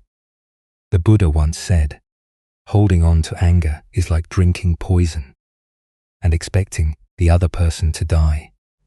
This ancient wisdom illuminates the profound truth that anger, like all emotions, is not a permanent fixture of our identity, but a temporary arising that we often mistake for our essential nature. Why do we convince ourselves that difficult emotions are just who we are? Zen Buddhism reveals several patterns that create this misunderstanding. When we repeatedly experience certain emotional reactions, we begin to identify with them so completely that we cannot imagine ourselves without them. We say, "I am an angry person," rather than anger sometimes arises in my experience. That identification serves as a form of psychological protection. If we believe our reactivity is fixed and unchangeable, we avoid the responsibility and the freedom that comes with recognizing our capacity to respond differently. It feels safer to say, "This is just how I am," than to acknowledge the more empowering truth that we have choice in every moment. Consider how often, throughout your day, you might declare aspects of your experience as permanent fixtures of your identity. "I'm not a morning person." "I'm terrible with technology." "I'm just naturally anxious." Each of these statements reinforces the illusion that our patterns are immutable, rather than simply habits that can be transformed through awareness and practice. Zen master Suzuki Rashi taught, "Each of you is perfect the way you are, and you can use a little improvement." This paradox points to the truth that while our essential nature is already whole and complete, the patterns we've layered over that nature through conditioning can be examined and shifted. The man in our story discovered what meditation practitioners call the gap, the space between thoughts, the pause between reactions, where our true nature exists unmarked by temporary emotional weather. In that gap, he could see clearly that anger was not his identity, but simply a conditioned response that arose under certain circumstances. When we recognize that our difficult emotions are visitors rather than permanent residents, we can greet them differently. Instead of, "I am angry," we might observe, "Anger is arising." This subtle shift creates space for the emotion to be present without consuming our entire identity. Tonight, as you reflect on the patterns you might have labeled as just who you are, can you find the spaces where these patterns are absent? Can you locate the aware presence that remains constant, whether anger, sadness, or joy is present. As the Buddha taught, you are not your thoughts. You are not your emotions. You are the awareness that observes them. In recognizing this distinction, we discover the freedom that was always available beneath our conditioned responses. Now, let us explore a Zen story about flowing with natural forces and the profound wisdom of accommodation rather than resistance. This is the bamboo in the hut.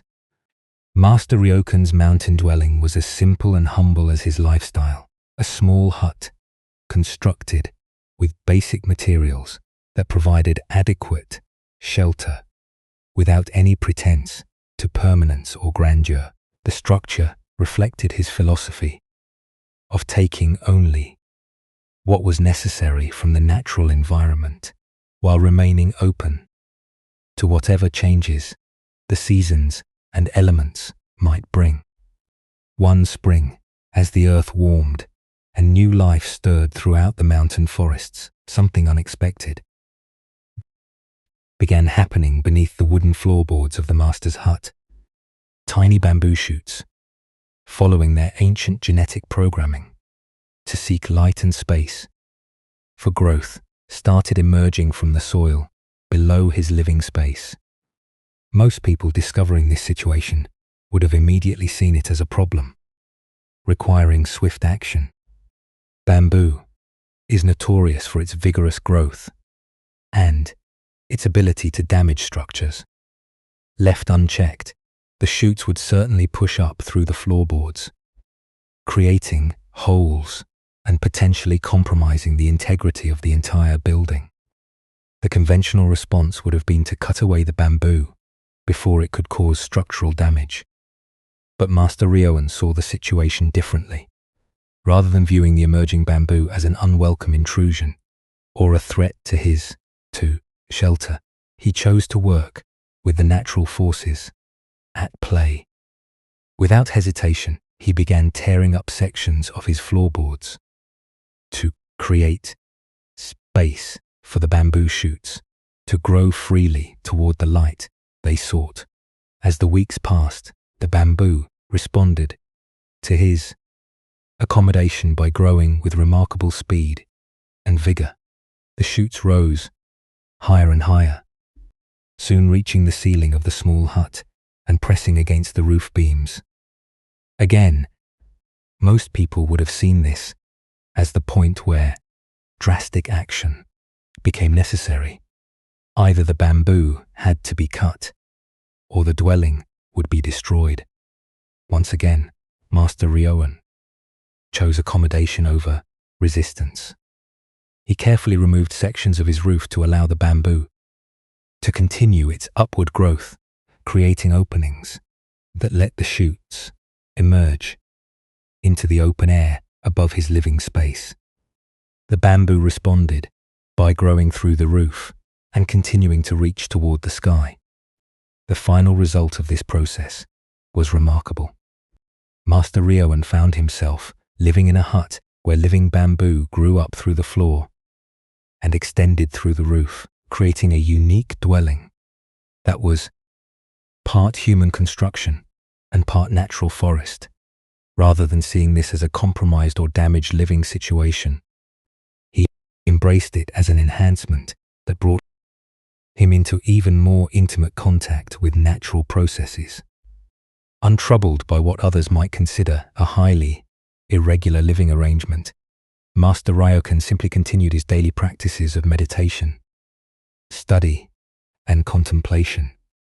He sat in zazen beneath the living bamboo that now shared his dwelling space, finding that their presence added a quality of natural aliveness and seasonal awareness that conventional architecture could never provide.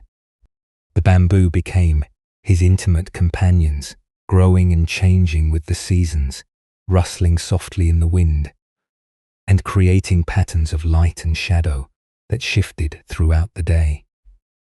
What had begun as a potential problem had been transformed through his willingness to accommodate natural forces into an enhancement of his simple mountain life. As the Buddha observed, nothing is permanent except change. This teaching relates profoundly to our capacity for flowing with natural processes rather than rigidly defending our constructed plans and arrangements against the inevitable forces of growth and transformation. This ancient wisdom illuminates our typical approaches to unexpected changes in our carefully organized lives. Most of us invest tremendous energy in creating structures, physical, emotional, professional, social, that we then feel compelled to defend against any forces that might alter them. We treat change as disruption rather than opportunity, as problems to be solved rather than invitations to discover new possibilities.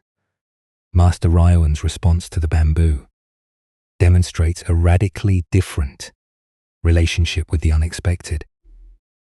Rather than seeing the shoots as invasive problems threatening his security, he recognized them as natural expressions of life force seeking room to grow. His accommodation of their needs led to a living situation that was far more interesting and dynamic than his original static dwelling. Why do we typically resist natural processes of growth and change even when they might lead to improvements in our circumstances? This resistance often stems from our attachment to predictability and our fear that any deviation from our plans will lead to chaos or loss of control. We prefer the security of familiar limitations to the uncertainty of organic development. The master's willingness to tear up his floorboards and modify his roof represents the kind of fundamental flexibility that authentic spiritual practice cultivates. Rather than defending his comfort zone against all modifications, he remained open to discovering what new forms of livability might emerge through cooperation with forces beyond his control. This story reveals the difference between accommodation and passive surrender. Ryoan wasn't simply accepting whatever happened without response. He was actively participating in creating solutions that honored both his need for shelter and the bamboo's need for growing space. His actions were both practical and deeply cooperative with natural processes. We can observe similar opportunities in many areas of life. The parent whose carefully planned family routines are disrupted by a child's unexpected interests or needs. The business owner whose established procedures need modification to accommodate changing market conditions.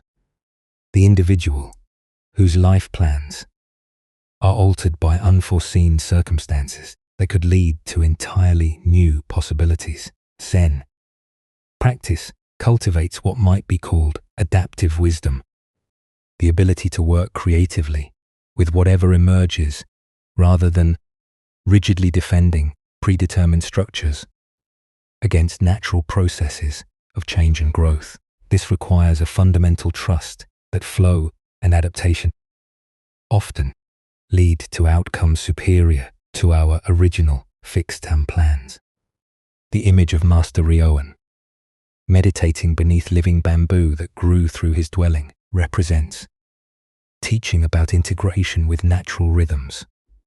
Instead of seeing his spiritual practice as something that required complete separation from natural processes, he discovered how accommodation of organic growth could enhance, rather than compromise, his contemplative life. This teaching also points us toward understanding the difference between problems and opportunities. The bamboo shoots initially appeared to threaten the master's shelter, but his willingness to work with them creatively transformed potential destruction into unusual enhancement. Our capacity to see challenges as invitations for creative response often determines whether difficulties become sources of growth or simply sources of stress. Additionally, our minds tend to assume that spiritual practice requires completely controlled environments, free from unexpected intrusions. Master Ryokan's story suggests that authentic practice might actually be strengthened by learning to maintain inner peace while accommodating whatever natural forces emerge in our immediate environment. The story reveals how often our concepts of proper order and appropriate boundaries can blind us to possibilities for richer, more integrated ways of living. The master's hut with bamboo growing through it challenged conventional ideas about indoor and outdoor spaces, but created a unique form of dwelling that honored both human needs and natural processes. Beyond this, there emerges a teaching about the creativity that can emerge when we stop fighting against what wants to happen and instead ask how we might work with emerging forces to create something neither we nor they could have achieved independently. Tonight, as you consider areas of your life where unexpected changes or growth are challenging your established routines and structures, can you identify opportunities for creative accommodation rather than rigid resistance? What would it mean to tear up a few floorboards to make room for natural processes that might enhance rather than threaten your overall well-being? Buddha's wisdom reminds us the wise find pleasure in water, virtue in mountains, and wisdom in forests. By learning to live in harmony with natural forces, rather than constant opposition to them, we discover forms of security and satisfaction that rigid control can never provide. The deep peace that comes from flowing with life, rather than constantly struggling against it. Let us continue on our journey with a cautionary tale about the perils of spiritual superiority. This is the story of the clever monkey. In ancient China, the Prince of Wu decided to take a pleasure boat to the famous Monkey Mountain, a place known for its abundant wildlife and scenic beauty. The prince, surrounded by his attendants and guards, approached the mountain with the casual confidence of royalty, expecting the natural world to accommodate his presence just as his human subjects did. As soon as the monkeys dwelling in the forest caught sight of the royal party, they fled in terror. The sound of chattering filled the air as dozens of monkeys scrambled up into the highest branches of the trees, their natural instinct warning them to hide from these human intruders. The forest, which, moments before, had been alive with playful monkey calls, fell silent, except for the rustling of leaves, as the creatures sought safety in the treetops. However, one monkey remained completely unconcerned by the royal presence.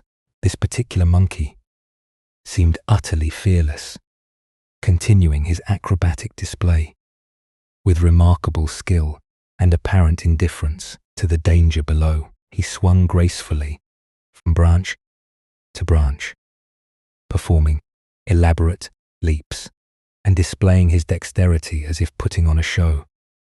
His movements were fluid and confident, each gesture demonstrating his superior agility and intelligence compared to his cowering companions. The Prince of Wu watched this extraordinary display with growing annoyance. Here was a mere animal that dared to show no respect for royal authority, that seemed to mock the very presence of the prince through its casual dismissal of the obvious threat.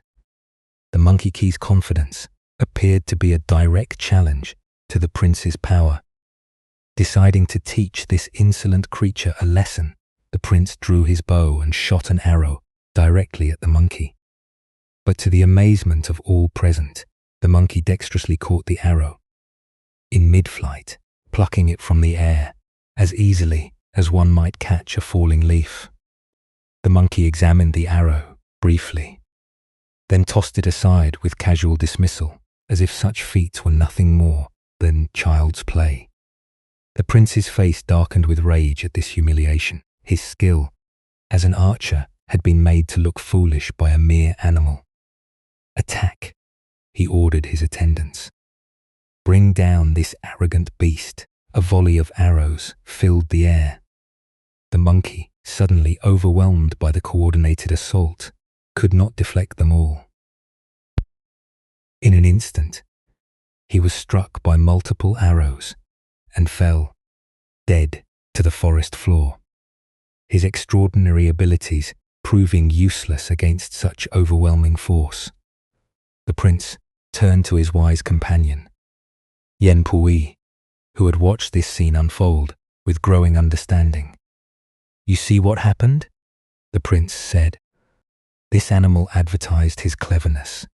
He trusted in his own skill. He thought no one could touch him. Remember that. Do not rely on distinction and talent when you deal with men." Yen Pui absorbed this lesson deeply. When they returned to the kingdom, he reflected on how his own accomplishments and reputation might be creating the same dangerous pride that had destroyed the monkey. He quietly became the disciple of a humble sage, seeking to rid himself of everything that made him appear outstanding or special. He renounced the pleasures that had once defined his status and learned to hide every distinction that might set him apart from others.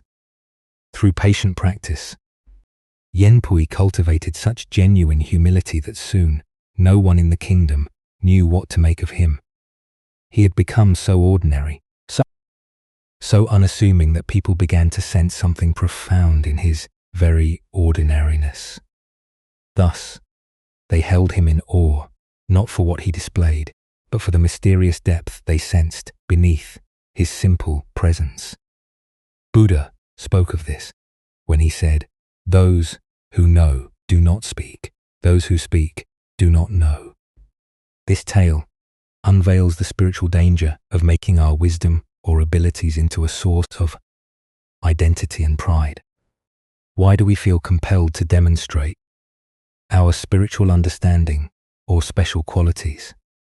Zen Buddhism reveals how the ego copts even our most genuine insights, turning them into tools for maintaining separation and superiority, the very achievements that should dissolve the sense of separate self can actually strengthen it when we become identified with being advanced or enlightened. The story points us toward understanding how spiritual pride operates. Like the monkey, we may develop genuine abilities through practice, deeper calm, clearer insight, or greater compassion.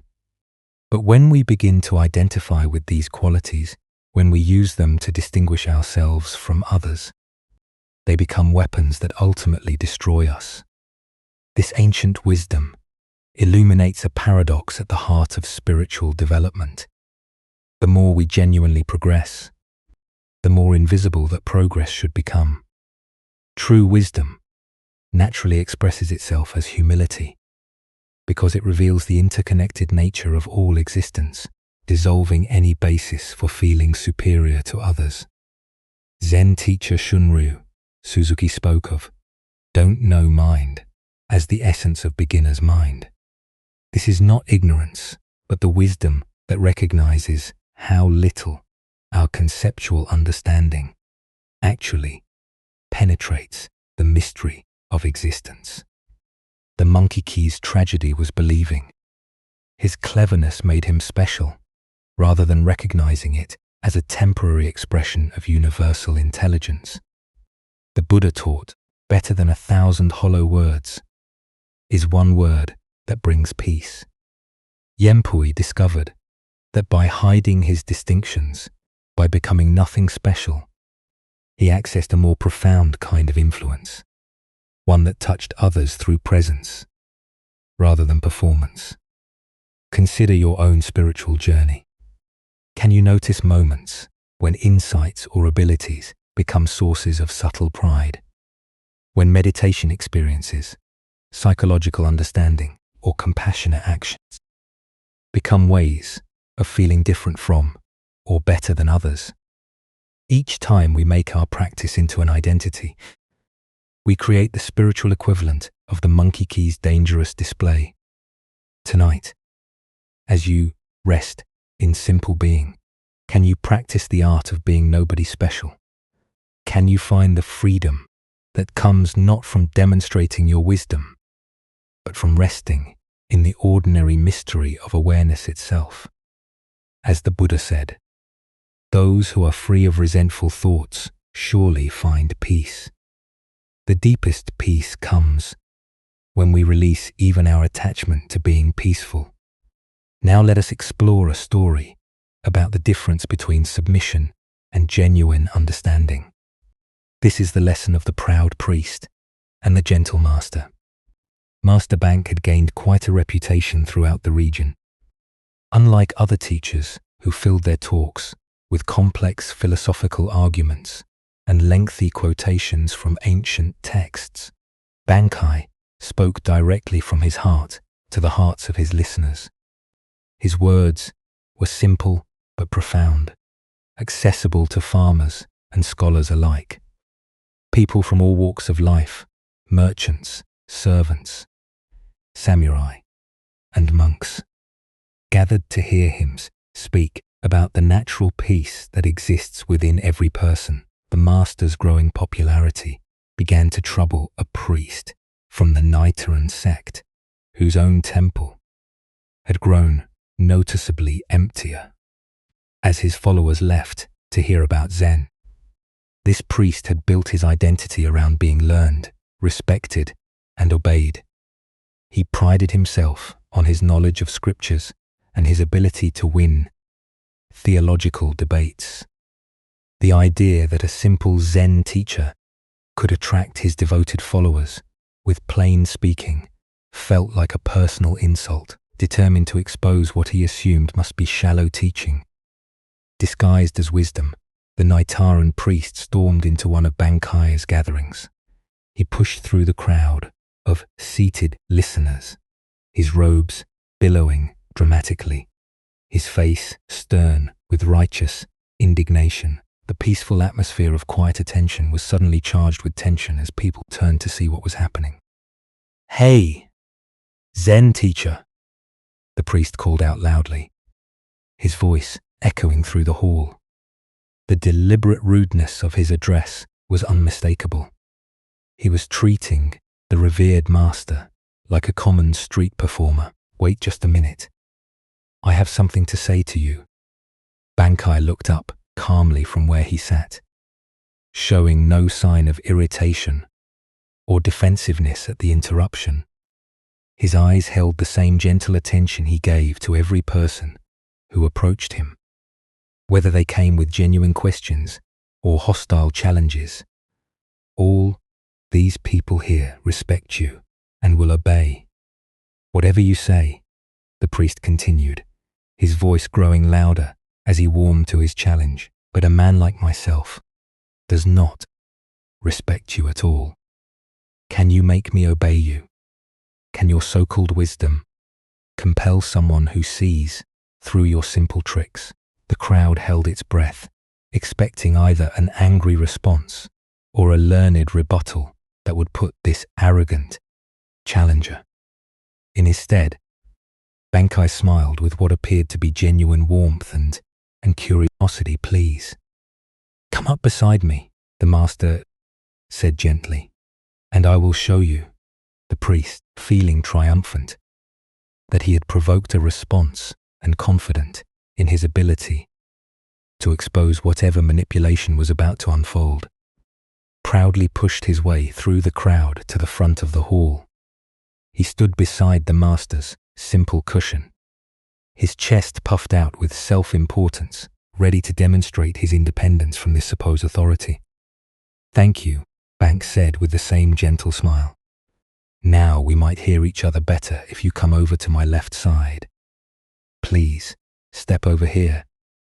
Without thinking, the priest moved to Bankai's left side, It seemed like a reasonable request after all. Actually, Bank continued thoughtfully, perhaps we could speak more clearly if you were on my right side instead. Would you mind stepping over there again? The priest complied automatically. It was such a small, sensible adjustment that he didn't even notice he was following instructions. Baki's smile deepened, his eyes twinkling with gentle amusement. You see, he observed quietly, you are already obeying me, and I think you are actually a very gentle, cooperative person. Now please sit down and listen to what I have to share. The priest stood frozen, suddenly realizing what had just happened. He had come to demonstrate his independence and superiority, but had instead revealed his natural willingness to respond to kind, reasonable requests. His whole argument had dissolved, not through force or clever rhetoric, but through his own unconscious behavior. The crowd remained silent, but many people were struggling not to smile. They had witnessed something remarkable. Not a defeat or humiliation, but a gentle revelation.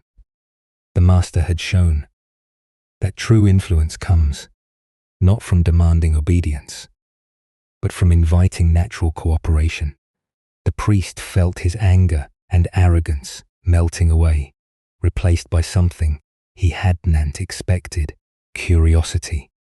How had this simple man accomplished what felt like magic? How had he transformed a hostile confrontation into a moment of mutual understanding without ever raising his voice or asserting his authority? Still, somewhat dazed by the experience, the priest sat down.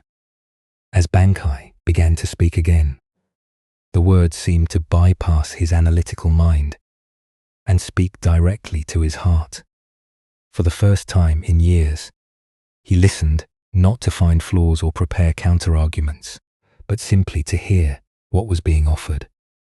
Buddha's wisdom tells us true obedience is not blind submission, but conscious harmony. This ancient wisdom illuminates the difference between the compliance that comes from fear or social pressure and the natural cooperation that arises from genuine understanding. Why do we so often confuse authority with authoritarianism, influence with coercion? Zen Buddhism points to our conditioning around power. We assume that getting others to cooperate requires force, manipulation, or the assertion of superiority, but the deepest teaching here shows us that true leadership emerges from understanding human nature, not from overpowering it. The priest came expecting to encounter someone who would try to dominate him, because was the only model of authority he knew, when, instead, he met someone who simply invited his natural cooperativeness. His entire framework for understanding power and influence was gently challenged. Consider your own experiences with authority, the teachers, bosses, or leaders who most positively influenced your life. Did they command your respect through force, or did they earn it by appealing to your better nature? The difference is profound. Forced compliance creates resentment and resistance, while invited cooperation creates genuine change. In our daily relationships, we often fall into the same trap as the priest. We approach conflicts assuming we need to overpower others to get what we want. We prepare arguments, marshal our defenses, and ready ourselves for battle. But Bucky's approach suggests a different possibility. What if we assumed the best about others and invited their natural wisdom to emerge? Zen, teacher Thich Nhat Hanh wrote, "When another person makes you suffer, it is because he suffers deeply within himself, and his suffering is spilling over priest's aggression came from his own insecurity and fear of being displaced. Banki's genius lay in seeing past the hostile surface to the suffering underneath, then responding to the suffering rather than the aggression. This doesn't mean being passive or allowing ourselves to be mistreated. Bankai maintained clear boundaries and didn't submit to the priest's demands for a debate. Instead, he redirected the energy of the encounter towards something more constructive. He transformed a potential power struggle into a teaching moment. The Buddha taught, hatred is never appeased by hatred in this world. By non-hatred alone is hatred appeased. This is a law eternal. This principle applies not just to obvious hatred, but to all forms of resistance and conflict. When we meet resistance with resistance, we simply create more tension. When we meet resistance with understanding, we create space for transformation. Tonight, as you consider the relationships and situations in your life where you feel the need to assert your will or defend your position, can you remember the gentle master who never commanded obedience yet received complete cooperation? Can you find ways to invite others' natural wisdom rather than trying to overpower their resistance? As the Buddha observed, in separateness lies the world's greatest misery. In compassion lies the world's true strength. True authority comes not from the power to make others obey, but from the wisdom to help them discover their own desire, to cooperate in creating something beautiful together. Now let us turn to a tale about the difference between wisdom and words that attempt to contain it. This is the story of the pointing finger. In a peaceful valley monastery where evening mist gathered among ancient pines, a beloved Zen teacher enjoyed his daily ritual of walking with his faithful dog. The animal's joy was infectious, bounding ahead to retrieve sticks and returning with tail wagging, eyes bright with simple happiness. On this particular evening, the teacher invited one of his most promising students to join them. The young man was brilliant, his mind sharp as a blade, and equally capable of cutting through complex philosophical concepts. Yet, this very intelligence became a source of suffering. The more he studied Buddhist texts, the more contradictions he discovered. His bright mind seemed to be creating obstacles rather than clearing them. As they walked along the familiar trail, the student voiced his frustration. "Master, I struggle with contradictions in our teachings. Some texts speak of emptiness, others of Buddha nature. Some emphasize effort, others effortless being. How can these opposing instructions both be true?" The teacher listened with patient attention. He understood that intellectual brilliance could become a trap when the mind tried to grasp truth. Like solving a mathematical equation, truth required a different kind of knowing altogether.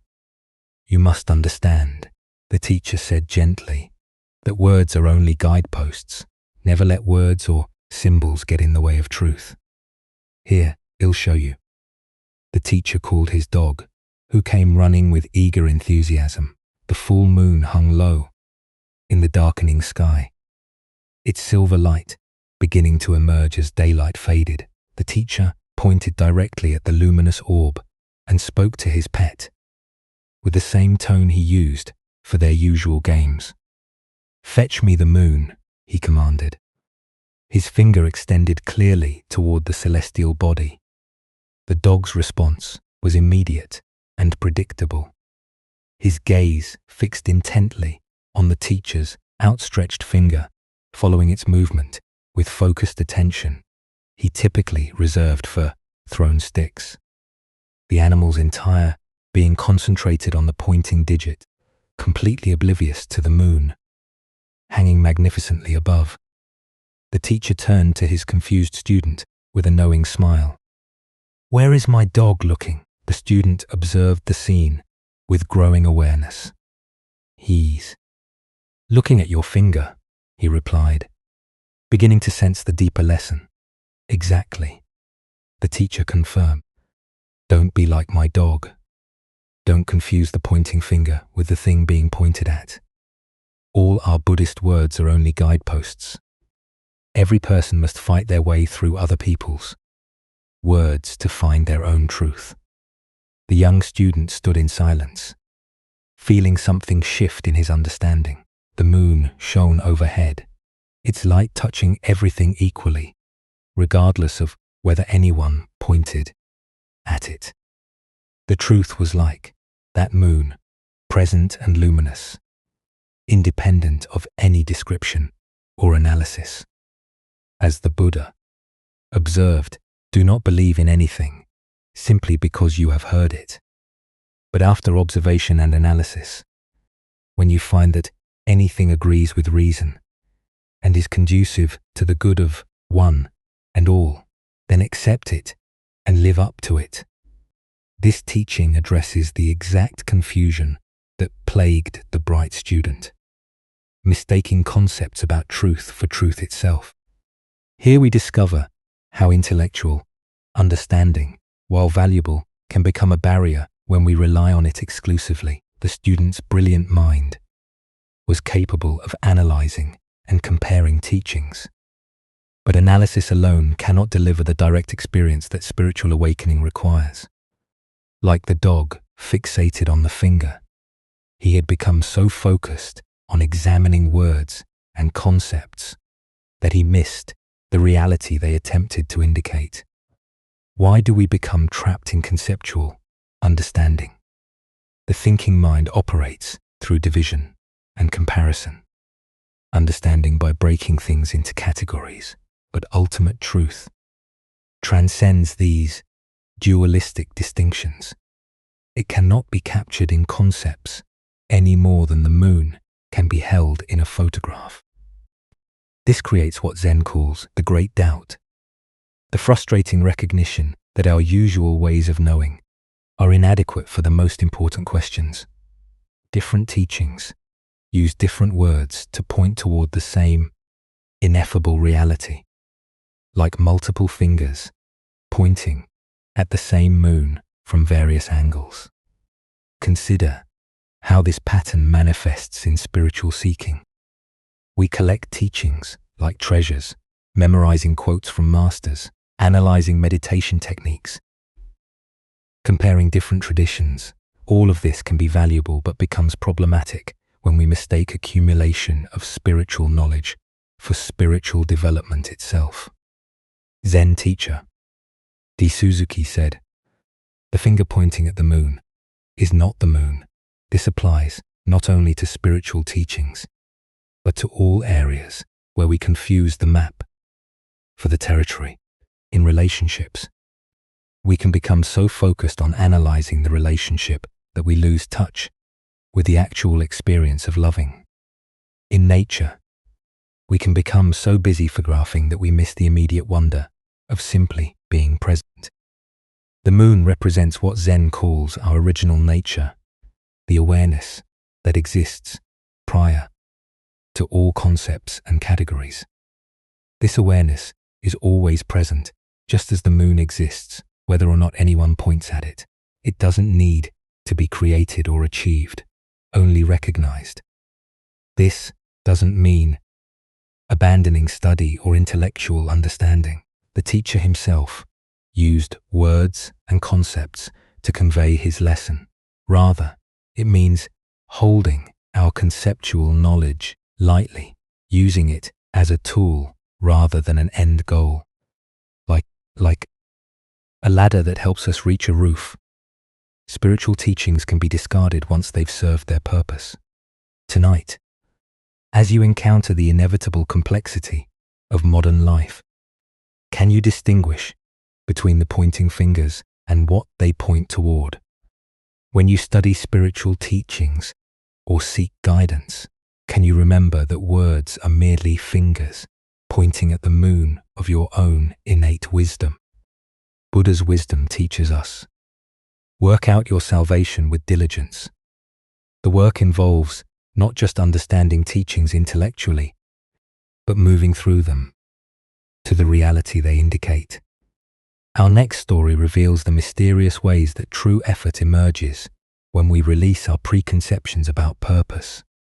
This takes place in a mountain monastery in ancient China, where two devoted students named Puck and Muck serve their master with unwavering dedication. The morning sun streams through the monastery windows as the master calls his two students to him. In his weathered hands, he holds a simple wicker basket. Its bamboo strips, woven in traditional patterns, but clearly designed for carrying dry goods, not liquids. The master's eyes twinkle with what the students will later recognize as gentle mischief as he announces their task for the day. "I need water," the master says, extending the basket toward them. "Please, go to the river and fetch some water with this wicker basket." Puck and Muck exchange puzzled glances, but bow respectfully. They have learned not to question their master's instructions, no matter how unusual they might seem.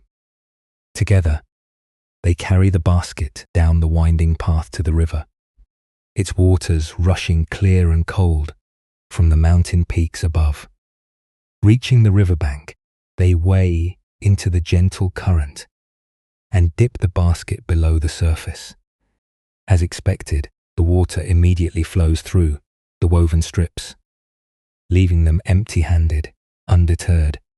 They try again, this time attempting to move more quickly from river to shore. Still, every drop escapes before they can take even a few steps. For hours, they experiment with different techniques.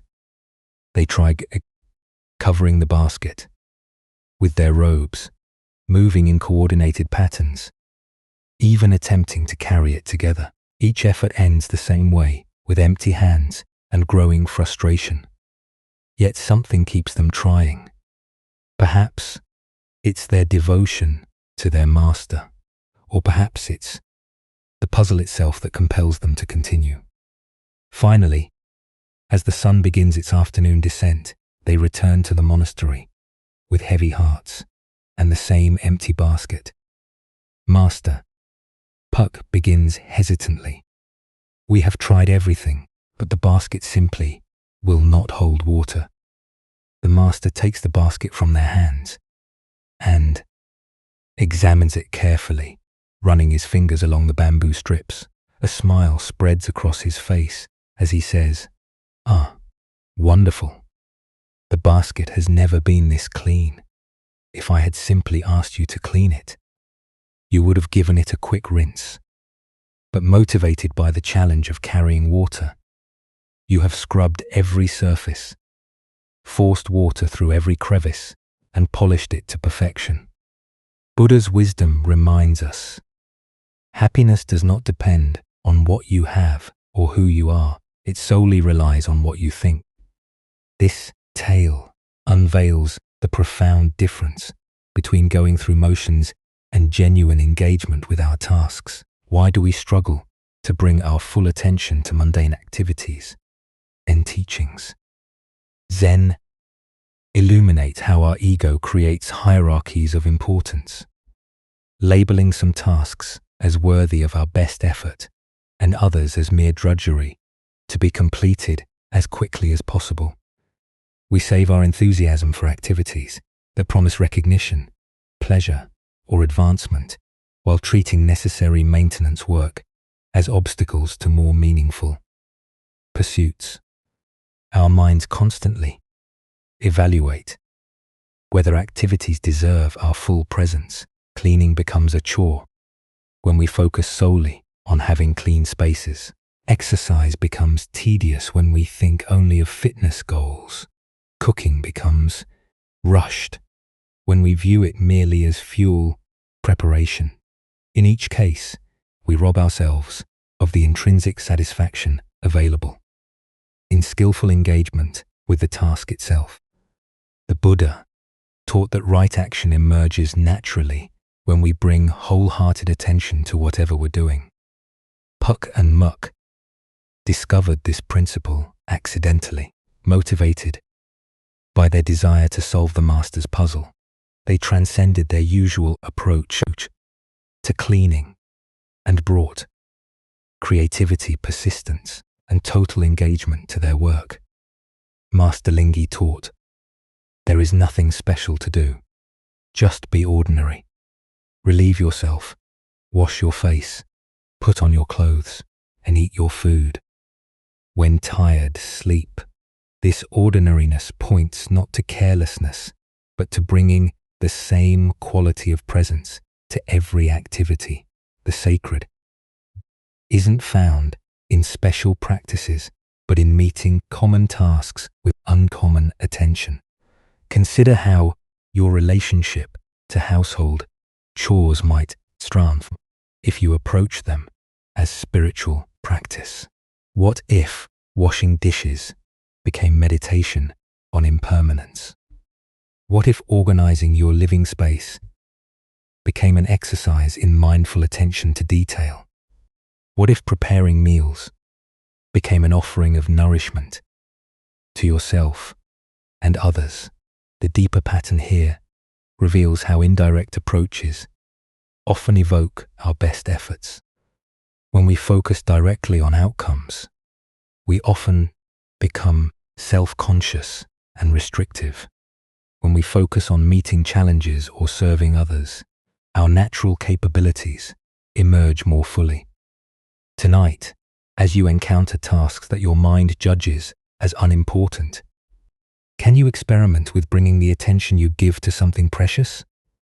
Perhaps you'll discover that the quality of presence you bring to any activity determines its capacity to nourish your spirit.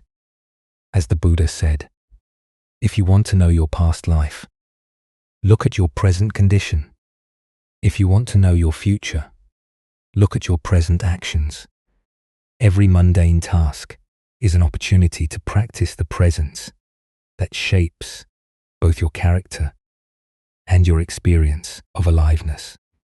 Let us continue our journey with a story about maintaining inner balance, regardless of external circumstances.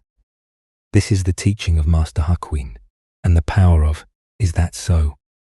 Master Hakuin lived in a small village where he was deeply respected for his wisdom, compassion, and exemplary character.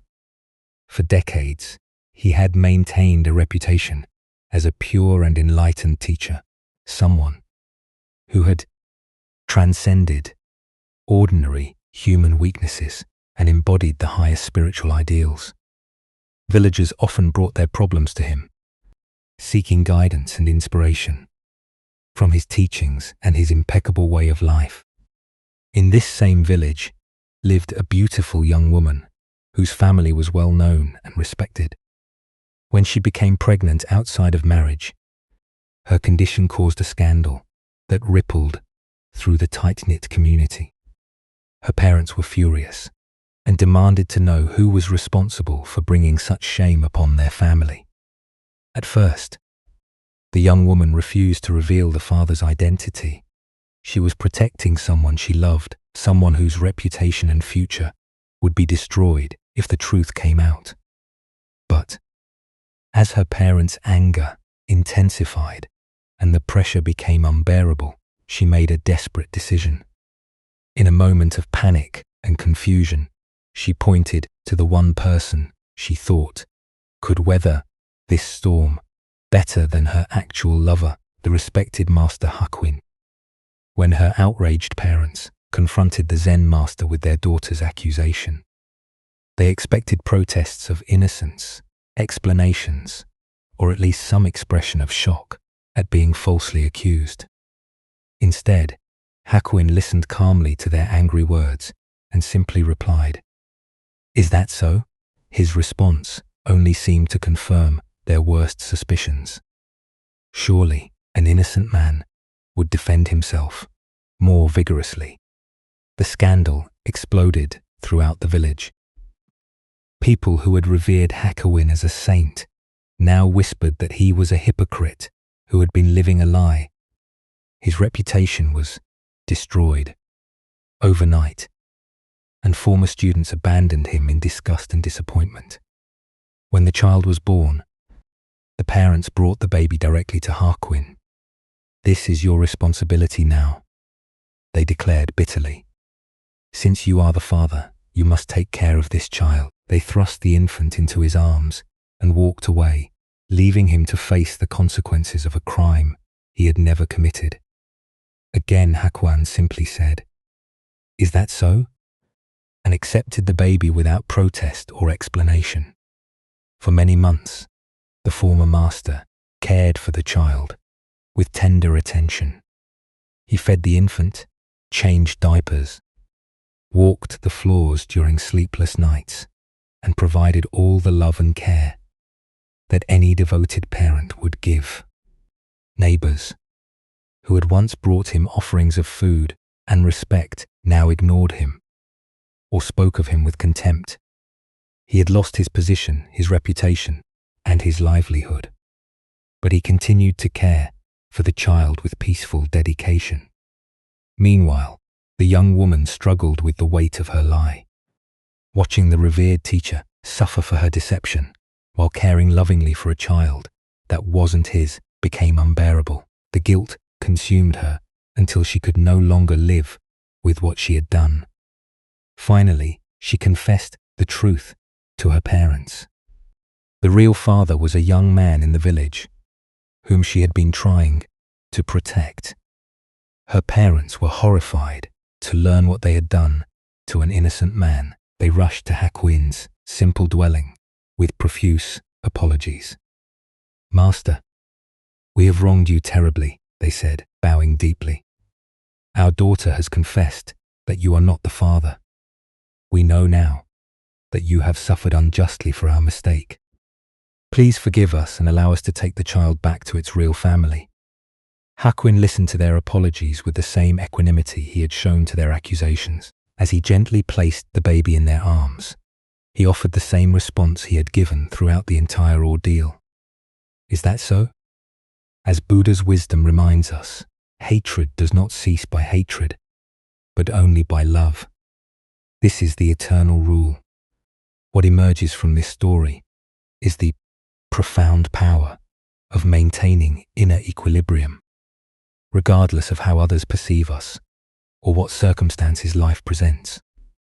Why do we allow external events and other people's opinions to determine our inner state?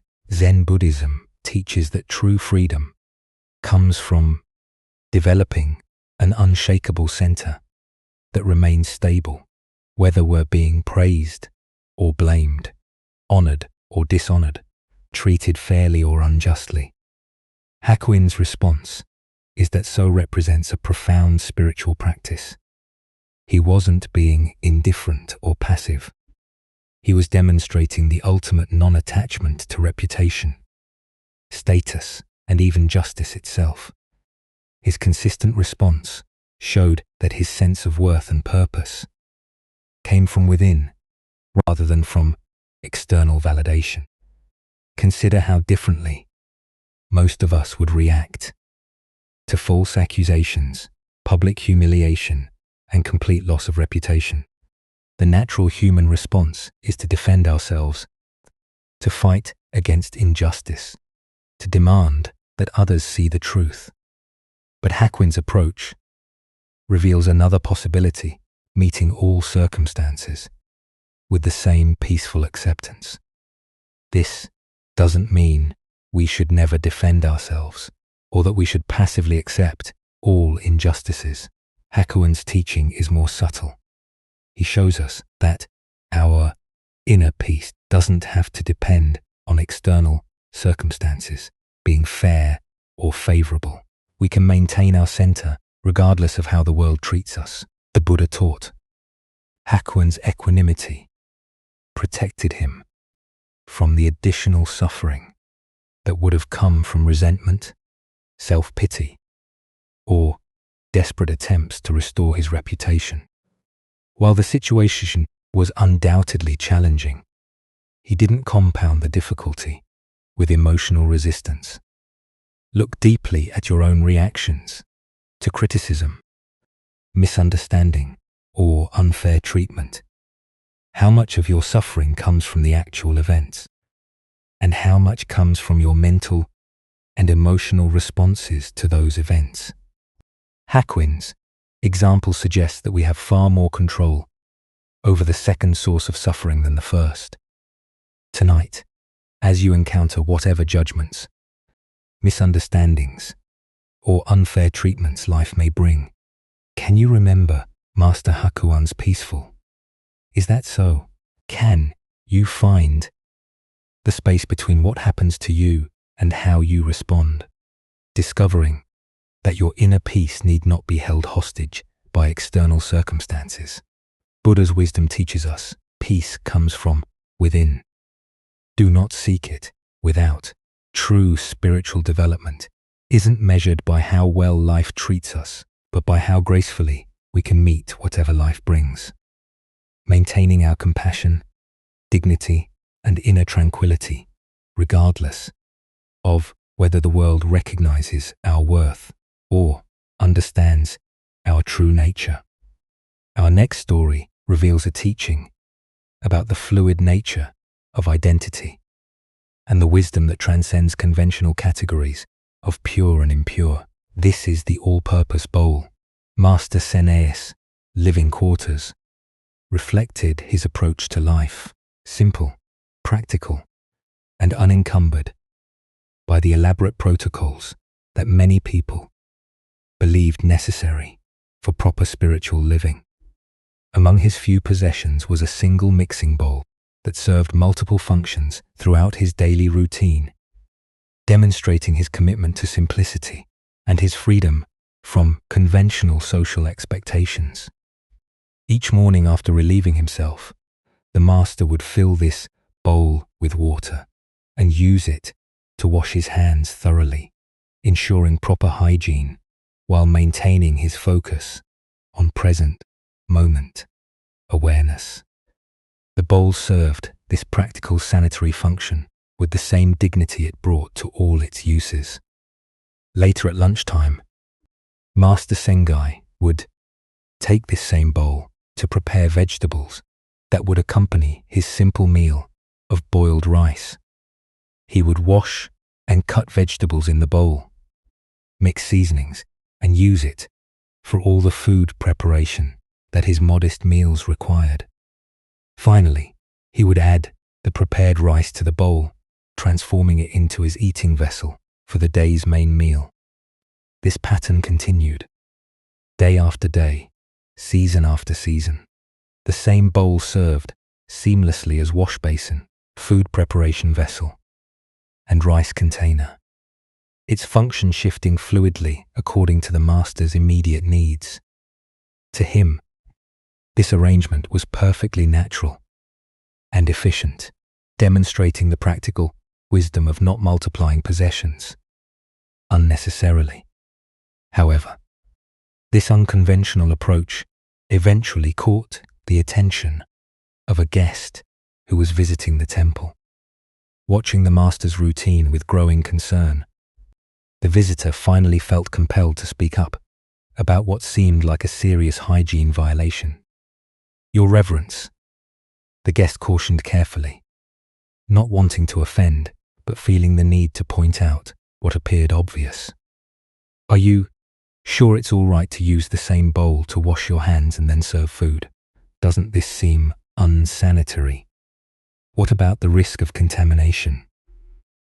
Master Sangai paused in his meal preparation and looked at his concerned visitor with eyes that held no defensiveness, no irritation at having his methods questioned.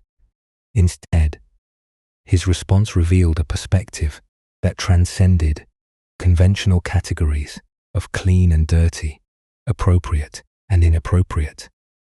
"When I put food into it," the master explained simply, "it's rice bowl world. And when I wash my hands in it, it's wash bowl world." He paused to let this sink in before continuing with the heart of his teaching. "To you, a wash bowl seems filthy. To me, there's neither pure nor polluted.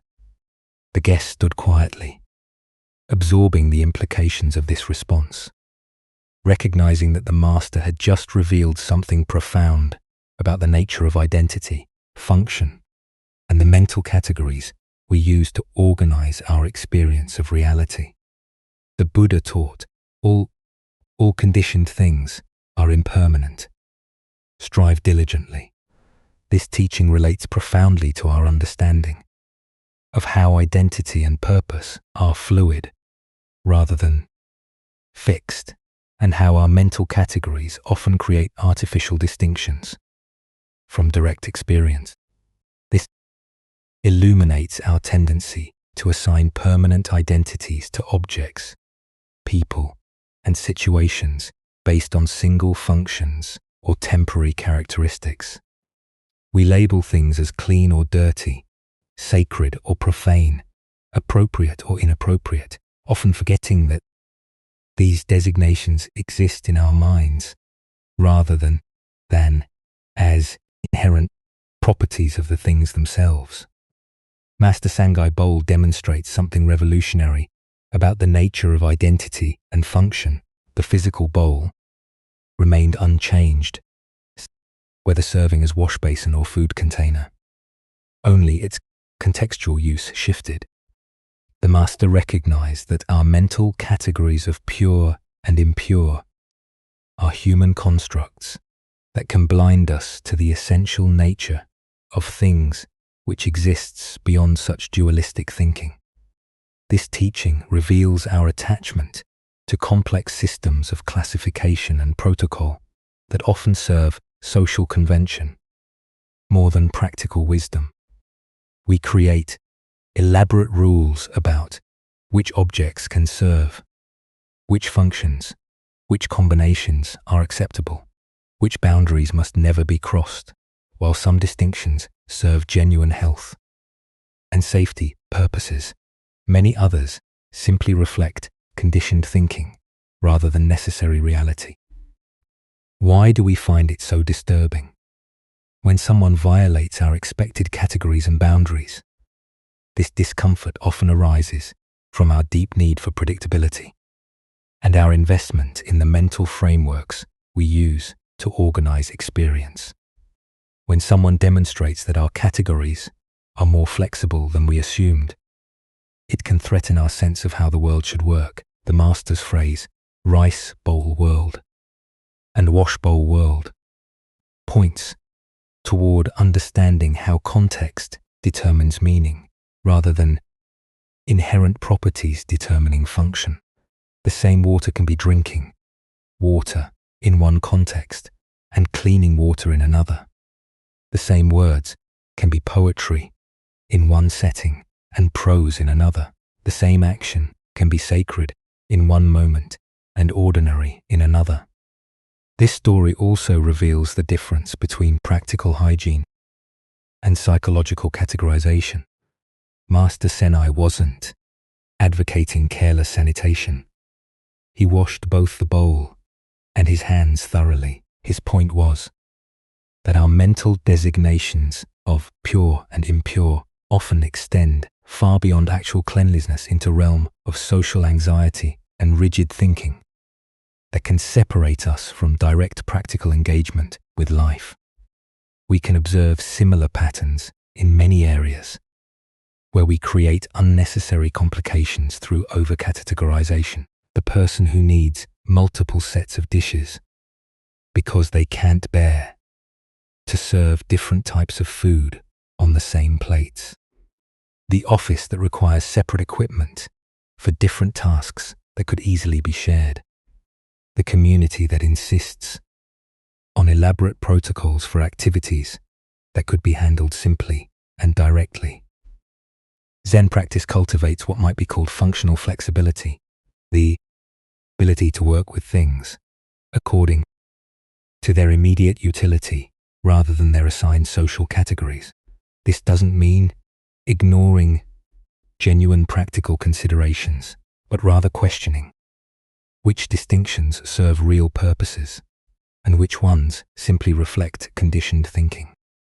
Additionally, our minds tend to assume that spiritual people should maintain higher standards of purity and separation than ordinary folks. Master Senge's approach suggests that true spiritual understanding might actually move in the opposite direction, toward greater integration and less artificial separation between different aspects of life.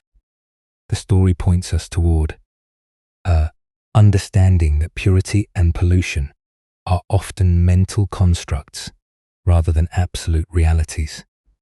When we can see beyond these constructed categories to the essential nature of things, including our own essential nature, we discover a freedom that doesn't depend on maintaining elaborate systems of separation and classification.